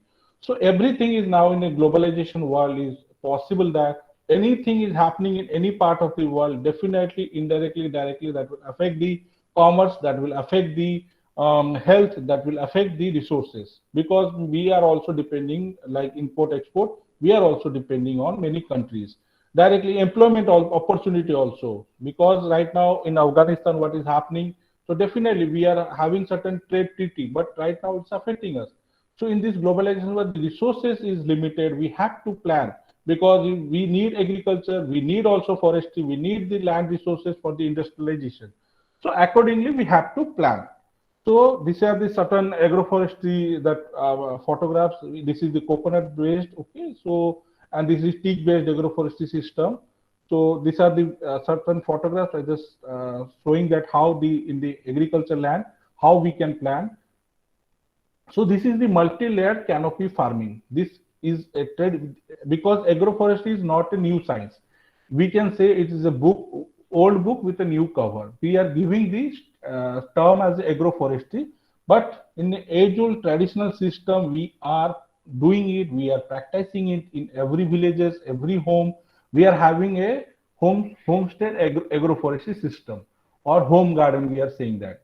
So in our villages also, I am also having one small garden where we are having coconut tree, where we are having mango trees, certain tree species will be there, certain seasonal vegetable will be there, certain medicinal plant is also there, like tulsi, bale, certain amla. We are having it because our village, we are having small garden nearby to our house, so that the chili plant, ginger plant, because we whatever day-to-day need of that household that get fulfilled, and whatever tree species we are having like mango, guava, fruit trees, we are having certain coconut trees we are having. So whatever the production we are getting days needed, day-to-day need, we are getting from the, and when it is maturing, if it is woody species, we are also getting timber, because before for the agriculture practices, the wood from that tree that were helpful in preparing certain equipment, certain instrument for the agriculture farm, for making handles for the spade, for making that plowing equipments. So we are all, if we just recall that in our old age, or in our old father, grandfather, what they are doing, definitely everybody has gone to their village, because right now we are saying that we belong to this city, but definitely we are having our native in our village. So when we are going that, we have seen that definitely that they will just pluck out certain chilies from the garden, they will use it for their own cooking food. If they need tomato, they are not going to the any market. So for the day-to-day activity, definitely this type of home garden, multi-layer canopy farming, we are having in our own every household in the village. So this is the certain multi-layered structure. What I have said that definitely the farmer can also plan accordingly, so that in a same piece of land he can grow agriculture crop, he can grow banana crop, he can grow areca catechu, which is the supari, he can grow certain jackfruits. Okay, so yeah, and with the agriculture and in the coconut tree or this areca catechu, he can also go piper longum, black pepper, so that within the same piece of land he was getting maximum outcome production, and also the carbon sequestration for these all tree species was very higher. So accordingly, for this climate change purpose, he was mitigating the climate, mitigating, sequestering the carbon, and also he was getting maximum output from the same piece of land, because the land was not, because before what we are practicing, before we are practicing as a monocropping, only land for rice field or wheat field or any field crop, and other field for the horticulture crop or any tree species. But right now, in the same piece of land, you just see this is the agri silvicultural model. So here in the bond, we are having certain tree crop, which is only for the purpose of the nitrogen fixing or wood purpose, and the middle we are having this one small certain fruit crop, and whole of the field also we can having intercropping of any agriculture crop. So we are getting in the same field like a tamarind indicas, we are getting the tamarind, we are getting fruits as a mango, we are getting sorghum. Okay, the production in the same field. But before, what we are planning, even if in a field that sorghum, due to any climate change or any climate devastation is getting damaged, we are having mango in the season. It will we have the mango, and this tamarind also we are going to have it. So this is the one of the model. And right now, the sorry for that, one spelling mistake was there. So integrating agroforestry in the farming system is the need of the hour, because before that there is no need, because land was more, population was less. But right now the population was more, we have to feed the huge population. So keeping in that mind, and also the this climate change and the changing scenario of this climate, we need that the farmers should not go for any loss. The farmers should get what we can say in a regular income from the same piece of land without any loss. Okay, so that the farmer can be self-sustainable and stable in income. They should not depend on everything that certain government will help if they are having crop loss. If they are having the crop loss of the field crop, so that immediately they can get certain fruit from the mango or guava tree or like that. So, and if they are having that animal also, domestic animal, if the tree species is a fodder tree, they can lope it and they can give it to their animals as a fodder tree.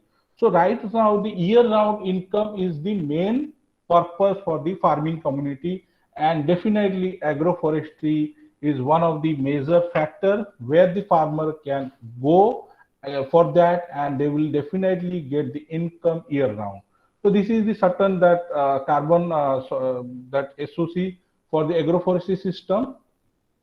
So this is for the this is the old data. So for the agri-silviculture, the soil carbon content that is this much is that sequestration of the carbon is there. So climate smart agriculture right now was the need of the hour for the food production we need, and with the adaptation with the climate, because that is a big thing. Because we if India, even if India was trying to because we are now in a carbon negative country, that is the fact. But even if India will be carbon negative, if whole of the world was not changing their scenario, so definitely it will affect us. So it's now the time that we should produce more food, we should adapt with the climate. So for that, the breeder, whatever our plant breeders, they are doing certain that experiment that we should have the certain the drought tolerant variety, certain water logging tolerant variety, so that if the plant variety, whatever the agriculture scientists are producing, so that we will adapt. That is the adaptation, definitely. Suppose we are we are moving to a place where is more hot sun or scorching sun is there. So how we are adapting there? We are just drinking cold water. We are having certain cold drinks. We are having the ice creams. So we are adapting to that climate. Okay, we cannot change the climate, we cannot control the sun. Okay, we are mitigating ourselves by drinking certain cold water or certain cool drinks, lassi, something like that. So that is the adaptation, because, and also we are wearing certain cotton shirt or something like that. So definitely, because we cannot change the climate, we have to adapt with that. And mitigation is there for the long term. Definitely, we have to think of that, and we can go for the that afforestation activity, reforestation activity. We should having certain stringent rule that right now we are having good rules for the government, that, but we should having more vigilance. And right now, what my previous speaker sir has said, that we should with the satellite imagery we can go for that, the for that denudation or illegal activity or anything is going on, we should keep it on surveillance, and we can go for this mitigation activity. So right now, the climate smart village is a major concern, that we should have weather smart village, we should have water smart village, we should have carbon smart village, we should have nitrogen smart village. Because smart, why smart? Because resources is limited, we have to manage with the limited resources, and we should manage it with the intelligently we can manage it. Okay, so that the farmer can get the knowledge. The farmer should be aware of the what is the new variety. The farmer should know that for the agroforestry also, the farmer should be get knowledge, should apprise that the scientist or extension scientist or agriculture officer should apprise them, because the many things. Because right now also, when we are going to any other places for the new technology, suppose we, day before I'm just looking for a new mobile phone, so I don't know the operation of that mobile phone. So when we are going to the mobile shop, we are saying that how it will operate, how will on it, how will. So definitely the farmer also, they don't know the new technology, they don't know the system, they don't know this all these things. So we should take this thing to them. We should show the demo. We should show the that demo plots or certain demo experiments, so that they can have it. If any queries there, definitely when we are taking any new thing, any that app or anything, definitely we also don't know many things. So we are going and asking people that right now, just before that, I'm doing a zip file. I don't know how to make a zip file. I just ask my colleague that you know how to prepare a zip file. So that definitely the farmer will also have this type of query. So the scientists, those who are working in that village, those who are working in that block, tehsil, they should know, and they should apprise the farmer, and they should go for this new technology. And also the agroforestry, because the land was limited, and we have to go for ecologically and sustainable development system. So this climate smart, okay, so already this have been discussed. Okay, so this all. Thank you for giving this opportunity. I am thankful for Principal Sir.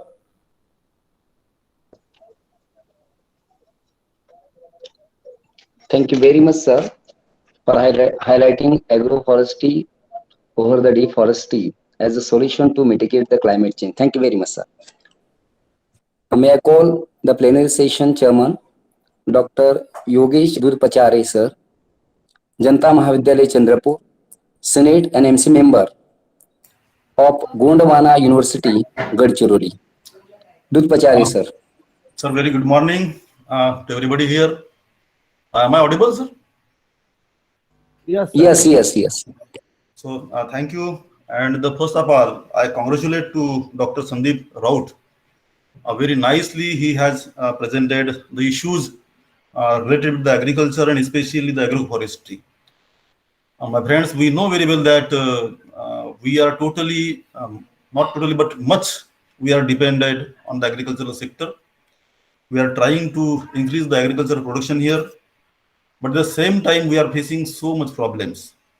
And Dr. Raut already told that the biggest problem is what? That is the climate change. And in this situation, we have to increase our production. We have to save our ecology also. That is very, very important. We have to save our ecology. We should not destroy our local species. We have to conserve the local species also. And at the same time, we have to increase our agricultural production. We know very well that the India is a very diverse nation. We have so much ecological diversity. we see from the Himalayas toward the south that the various agricultural species are there. When you are saying about the forestry and agriculture in the Himalayas, certain different species are there. No doubt that some wild species are there also. We take the example of the apples and the orchards in there. And at the same time that the climate change is affecting to that agriculture in the Himalayas. Come to the towards the Kerala in the south, we see that nowadays the farmers are spreading the pesticides and various medicines on the certain agricultural crops.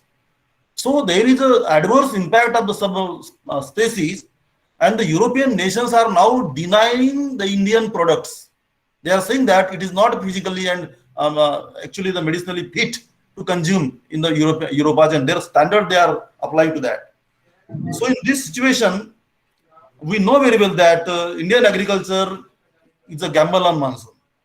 The climate is changing every day. In the 2019, that the climate was changed, and to 2021, this year very different and very newly appeared now, and we are facing the new problem today. Just we are producing the 17% of the GDP from the agriculture, but at the same time we are seeing that about 50% of the Indian labor force is engaged in that agriculture. So we have to give the much more emphasis to the agriculture, and we have to develop our agriculture. Our society is totally dependent. Many of the festivals are much related with agriculture. We see that, and therefore the role of the agriculture is very important in our people, in the life of Indian people, and therefore we can say that we have to interact with the agriculture. We have to interact with the environment in a holistic way. We have the new agroforestry policy 2014, and it also says that we have to conserve our nation first, ecology and nature first, and thereafter we have to interact with the agriculture, no doubt. So very nicely put the issues and views by the Sandeep sir. I congratulate here, and I hope that that the ideas which is presented by the Sandeep sir here are very, very important. And I hope that not only the government of the Odisha, but on the national level also these inputs and the direction which are given by you are very important. So thank you, sir, and congratulations to you again. Thanks. Thank you very much, sir. After the plenary sessions, now we have the technical session. During this session, few faculty members are going to present their papers. The same technical session is chaired by Dr. H. Nanavre sir, Professor Shivaji Mahavidyalaya, Barshi. So, may I call Professor Sukte Vijay, Department of Commerce, GE Societies RNC Arts, GDB Commerce, and NSC Science College, Nashik Road, who is going to read his paper on उत्तर महाराष्ट्रातील आदिवासी शेतकऱ्यांच्या कृषी विकासात आदिवासी विकास विभागामार्फत राबवल्या जाणाऱ्या कृषी योजनांचा अभ्यास. So please, Sukte sir, read your paper. Hello. Audible, sir. Audible. Yes, Sukte sir, carry on. Audible. Yes, sir. Right now, I don't have my PT running now. Okay. I'm orally present. Present orally. Okay. Hello. Yes, sir. Yes, present. PPT la problem. Okay, don't my present, sir. Yourself. Lecture. Okay, sir. Okay. I have selected specific area for the research, and the topic is use of various agriculture schemes in the development of tribal life and their agricultural productivity. First of all, I have selected some schemes that I have to share. I have selected 4 schemes. One is well, second is irrigation of plant. Third, pond. One is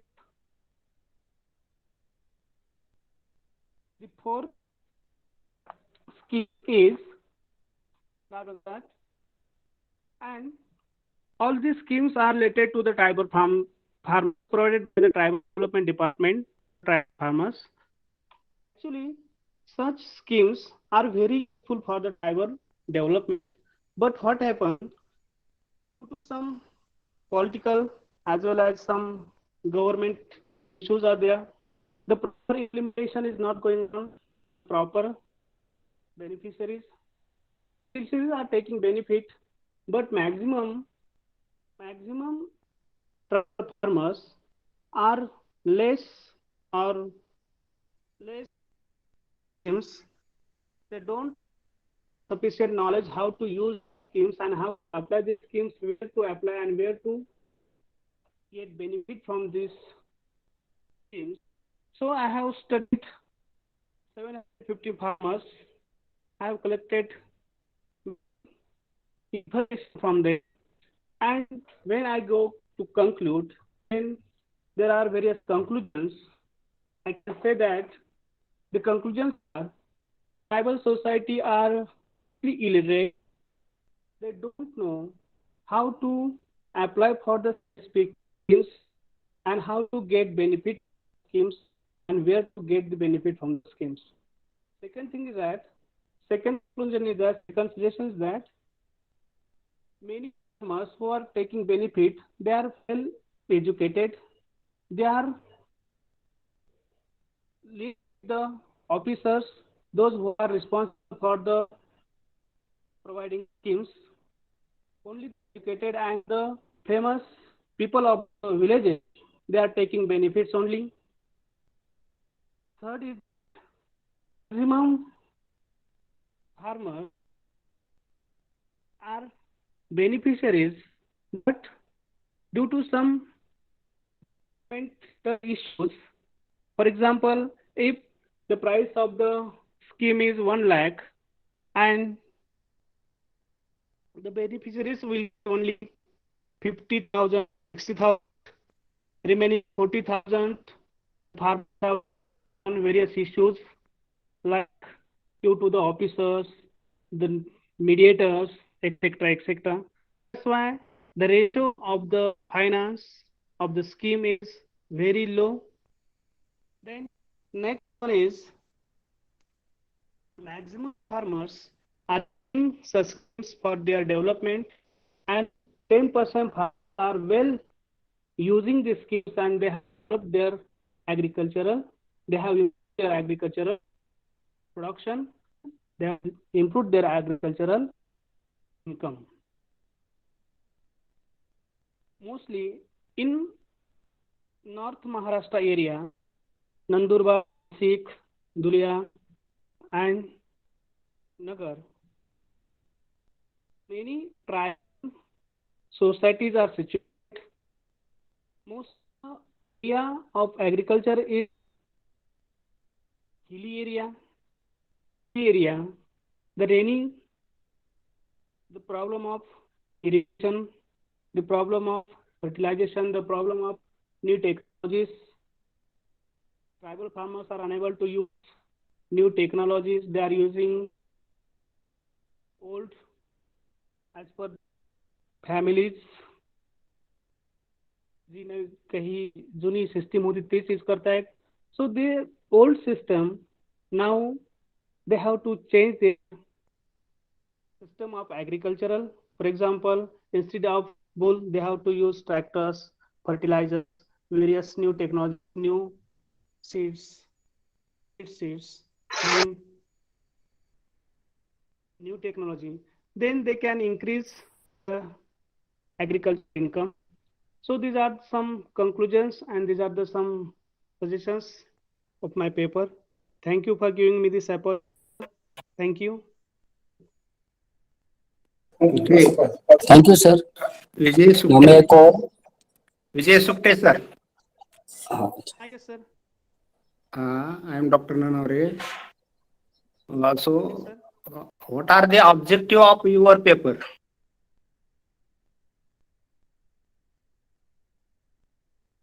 Hello, sir. Sir, What are the objective of your paper? excuse me, sir. Can I audible? Hello, sir. Yes, yes, sir. Yes. So, what are the objective of your paper? Have you formulated some objective to do this research? Yes, sir. Your topic is Yes, very sir. I have nice. some. Yes. Yes, sir. I have objective, sir. आदिवासी शेतकऱ्यांना आदिवासी विकास विभागामार्फत पुरवलेल्या योजनांचा अभ्यास करणे. This was the first objective. So, Second is okay. Adivasi Okay. विकास योजनांचा लाभ घेतलेल्या लाभार्थ्यांनी त्यांच्या कृषी उत्पादने आणलेली बदल जाणून घेणे, घडून आणलेला बदल जाणून घेणे. तिसरा ऑब्जेक्टिव्ह आहे विकास योजनांचा आदिवासी शेतकऱ्यांना फायदा होतो किंवा नाही असे 3 ऑब्जेक्टिव्ह या रिसर्च पेपर साठी मी sir. So, which method is applied to fulfill this objective? Which data is collected? I have collected 750 questionnaires from Okay. random sampling methods. Random sampling methods I have used. Which random sampling? There are 2 methods of random sampling.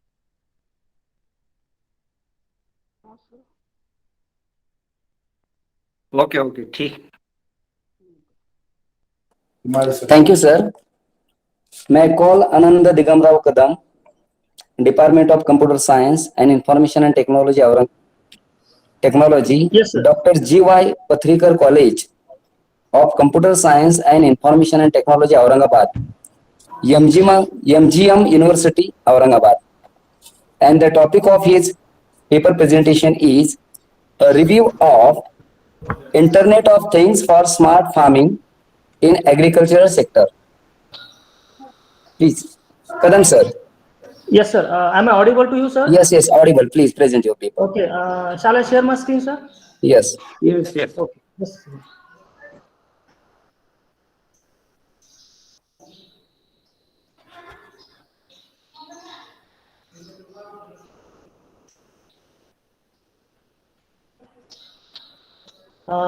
Sir, is it visible to you, my screen? Yes, sir. Yes. Okay.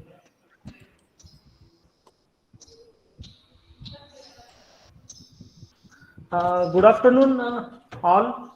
The organizer of today's conference, that is a one-day multidisciplinary online international e-conference on resource management and agricultural development, joint initiative by Swami Ramanand, Teerth, Marathwada University, Nanded, and Sambhaji College, Murud, and Marathwada Associations of Geographers, Latur. So today I am performing a review on Internet of Things for smart farming in agricultural sector. So today in the morning session we have discussed a lots of about things about smart farming, precision farming, and geographical farming. So in this paper I have a little bit discussion about Internet of Things. Here are the contents of the research paper. In the introduction, the agriculture is one of the major sectors in the Indian economies. Approximately, it contributes the 17% of the GDP, where 61.5 people, including the farmers, laborers, transporters, etc., are heavily depending upon agriculture sector. So, the impact of agriculture is directly affected on the Indian economy, along with related subsectors and the people. The emerging trend and techniques are being used in the farming, that is Internet of Things, which includes the use of internet, computers, Wi-Fi, information technology. The term is known as smart farming. The another thing in the introduction is that the information and communication technology, that is ICT, in agriculture is also known as e-agriculture, which is majorly focuses on the enhancement of agriculture and rural development through the improved information and communication processes. ICT helps in a growing demand for new approaches. That means it helps in empowering the rural people by providing a better access to the natural resources, improved agricultural technologies, effective production strategies, markets, banking, and financial services. Likewise, sir, here the main advantage of ICT in e-agriculture is that to improve the productivity and profitability of the farmers through ICT and e-agriculture facility. Second one advantage is that efficient utilization and management of the resources. And the last one is that the rain and other important information timely available to the farmer. Sir, now we will move to the our objective of the study. That objective of the paper is that to study the importance of IoT in agriculture sector, to explain the new trend of computer and IoT in the crop management, and the last one is that to identify the possible benefits of IoT in the smart farming. Overall, I mean to say that the IoT-based smart farming improves the entire agriculture system by monitoring the field in the real time with the help of some sensors which is used in IoT. IoT use the sensor. This is the main input of the IoT devices, which interconnectivity, the Internet of Things in the agriculture has not only saved the time of the farmer, but has also reduced the extravagant use of the resources such as water and electricity. The another thing is that objective, the IoT smart farming, the solution is a system that is built for monitoring the crop field with the help of sensors, maybe like light, humidity, temperature, soil, moisture, or we maybe say that crop health. Likewise, and automating the irrigation system. The farmers can monitor the field conditions from their anywhere, right? Like remote place. That's the main objective of the paper. So we discuss about some hypothesis. The agriculture is a backbone and plays a significant role in the economical development of the country. Sir, can you see my slide? Is it on hypothesis, sir? Yes, yes. Okay, okay. The second hypothesis is that the smart farming leads to the better crop management, and yield.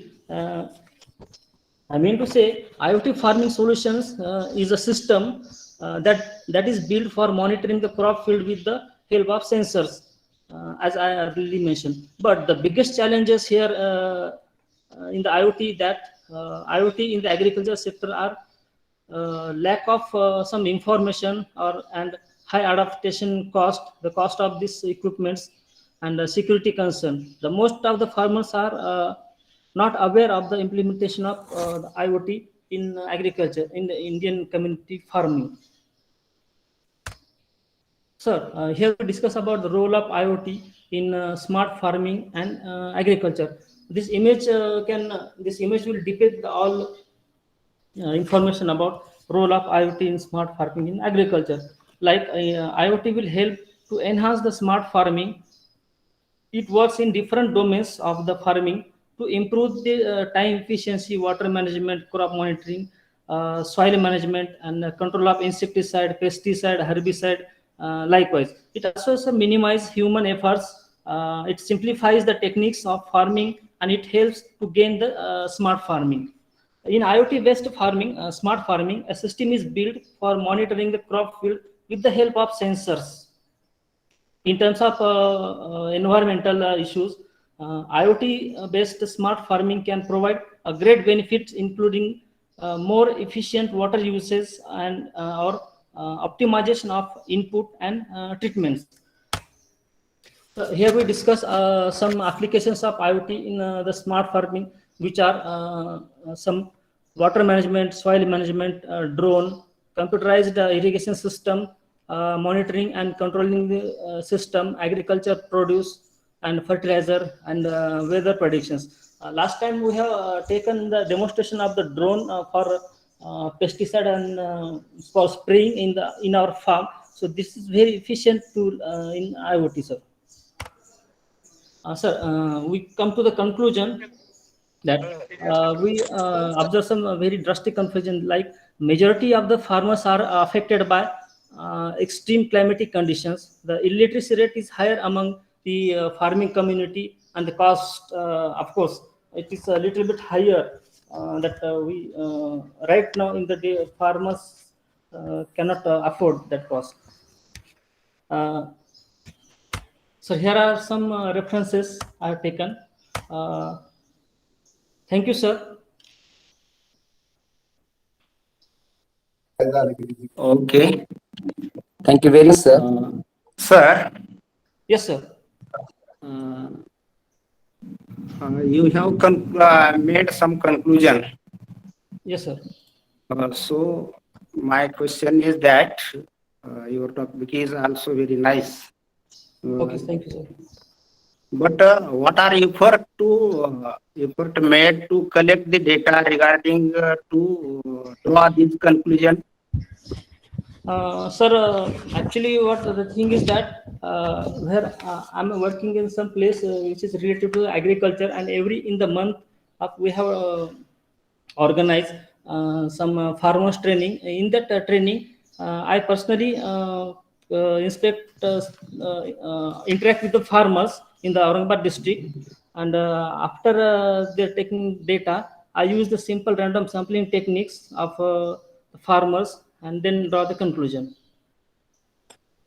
So I asked this question because I not found such types of data in your presentation.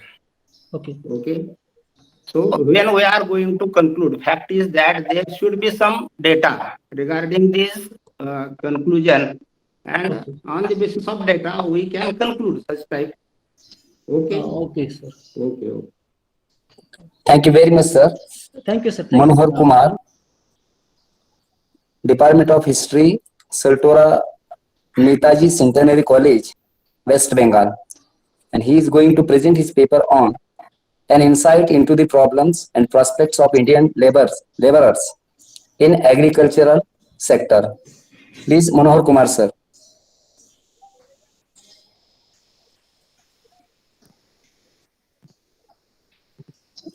Yes. Manohar Kumar, sir.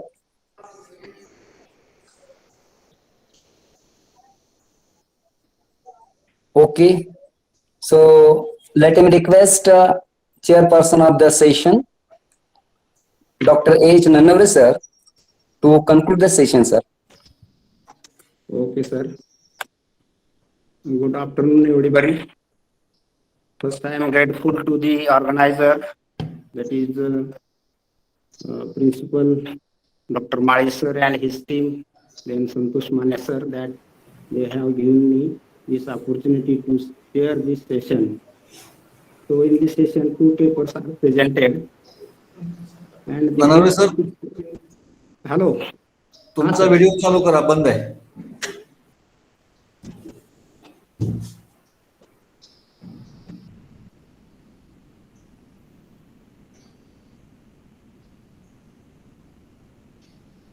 ठीक आहे.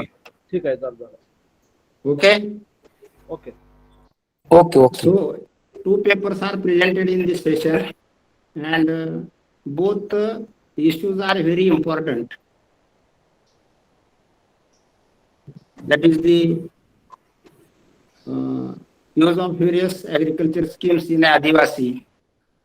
The fact is that he has presented, if 1 lakh amount is sanctioned, the farmer got only 50 or 60,000, and other amount goes in other way that we know.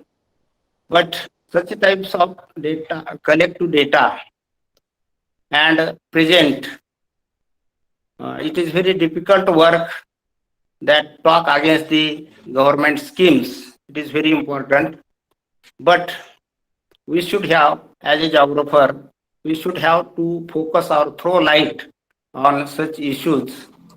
So it is also very nice paper, but it was not in a format. So it should be in format.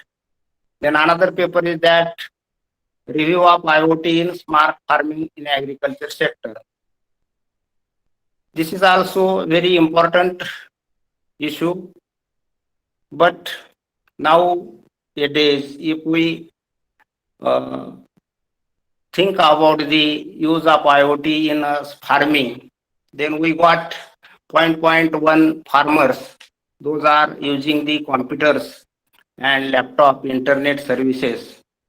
So we have to do work regarding the awareness among the farmers about the use of computer and internet, and definitely if the use is increased, our farmers are always in debitness. In Marathi we can say that farmers are born in debitness. So this thought we can change if we use the internet. And we have also think about the what is the economic condition of the farmers. Can all farmers are able to use such types of devices in a farming? It is very difficult. It requires some time. It may be 20 years, 25 years. If 50% farmers are using these types of the devices, then our farming will become very smart, and the farmers can face the problems, such types of the global change and heavy rain or drought and so on. So these both themes are very important, but I want to say that we should have to make research on such types of topic. Thank you again to the organizer that giving me the opportunity regarding the chair this session. Thank you very much. Thank you very much, sir, for chairing the session. May I call Dr. G.L. Jadhav, sir, Associate Professor, Department of Geography, Sambhaji College, Murud, to propose a vote of thanks. G.L. Jadhav, sir. Am I audible, sir? Yes, audible, sir. Hello. Yes, audible. Thank you, sir. Good afternoon, all. Honorable dignitaries, distinguished guests, Chief Organizer of this conference, and dear participants. On behalf of Samaj Jagruti Shikshan Sanstha, Sambhaji College, Murud, District Latur, Swami Ramanand Teerth, Marathwada University, Marathwada Association of Geographers, and organizing committee of this conference, I feel immense pleasure to take this opportunity to propose a vote of thanks to our eminence, Honorable Dr. Jogendrasingh Bisen, Pro-Vice-Chancellor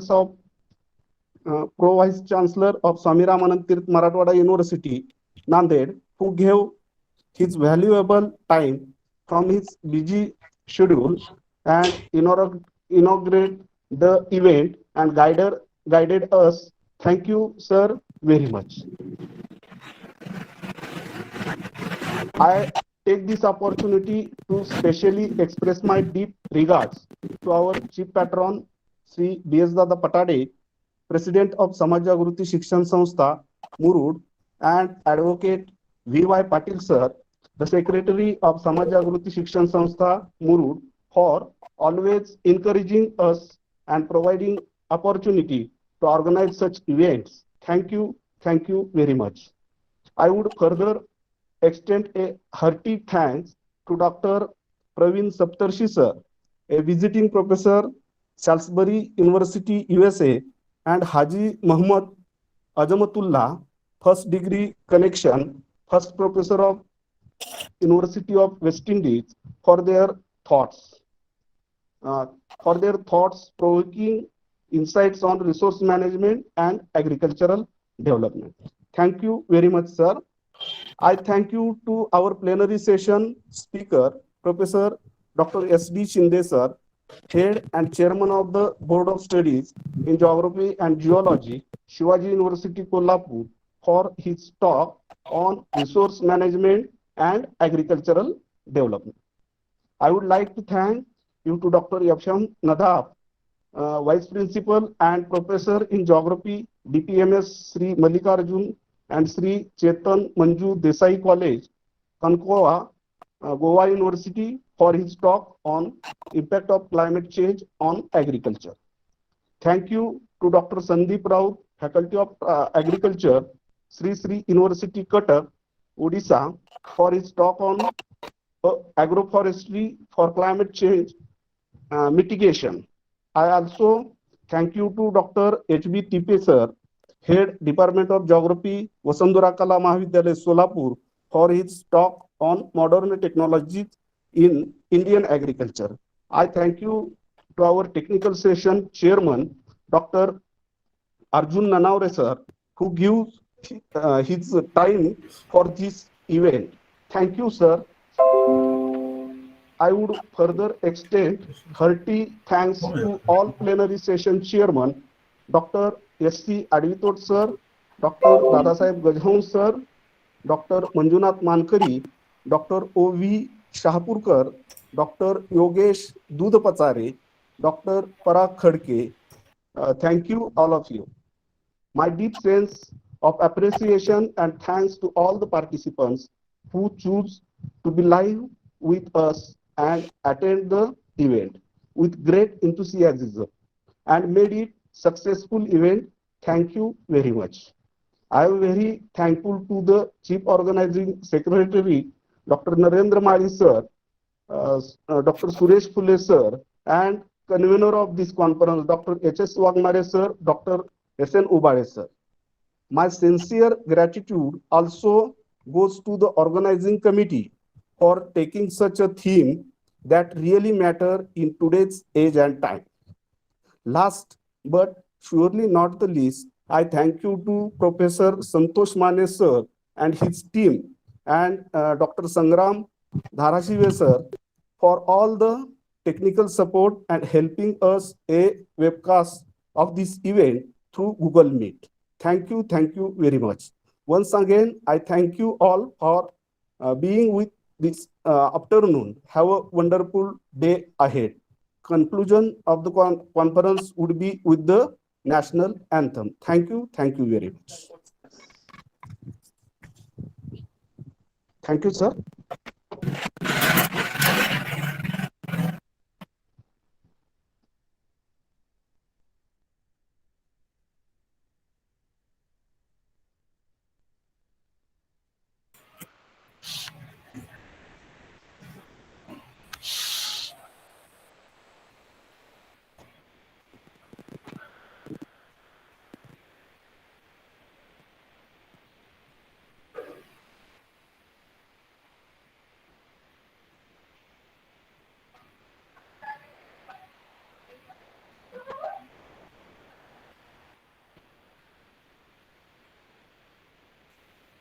Jana Gana मन अधिनायक जय हे भारत भाग्य विधाता पंजाब सिंध गुजरात मराठा विंध्य हिमाचल गण मन अधिनायक जय हे भारत भाग्य विधाता पंजाब सिंध गुजरात मराठा द्राविड उत्कल बंगा विंध्य हिमाचल यमुना गंगा उज्जल जलधि तरंगा तब शुभ नामे जागे तब शुभ आशीष मांगे गाहे तब जय गाथा जन जन गण मंगलदायक जय हे भारत भाग्य विधाता जय हे जय हे जय हे जय जय जय जय हे भारत माता की जय जय जय. चला फीडबॅक लिंक टाका सर, फीडबॅक लिंक. हो, येस येस. माने सर. थँक्यू. आयोजकांचा आभार आणि अभिनंदन सर. मालिक सर आहात सर? मालिक सरांचं अभिनंदन आहात सर? आहे दुपारी सर. सर थँक्यू आणि फार सुंदर आयोजन झालंय सर. हो सर, आहे सगळ्यांचं तुमचं सहकार्य. हो, प्रश्नच नाही. Hello sir. Sir sir good afternoon. Good afternoon sir. अतिशय सुंदर नियोजन केल्यावर सर मी पंडित दीनदयाळ महाविद्यालय दिवणीतून बोलतो. हो. खूप आनंद वाटला सर. आहे सगळ्यांचं सहकार्य आहे, खूप छान झालं. खूप छान काम केले सर, खूप छान. हो सर. हो. तुमचं पुनश्च अभिनंदन सर. Thank you very much. पण फीडबॅक लिंक पाठवा प्लीज.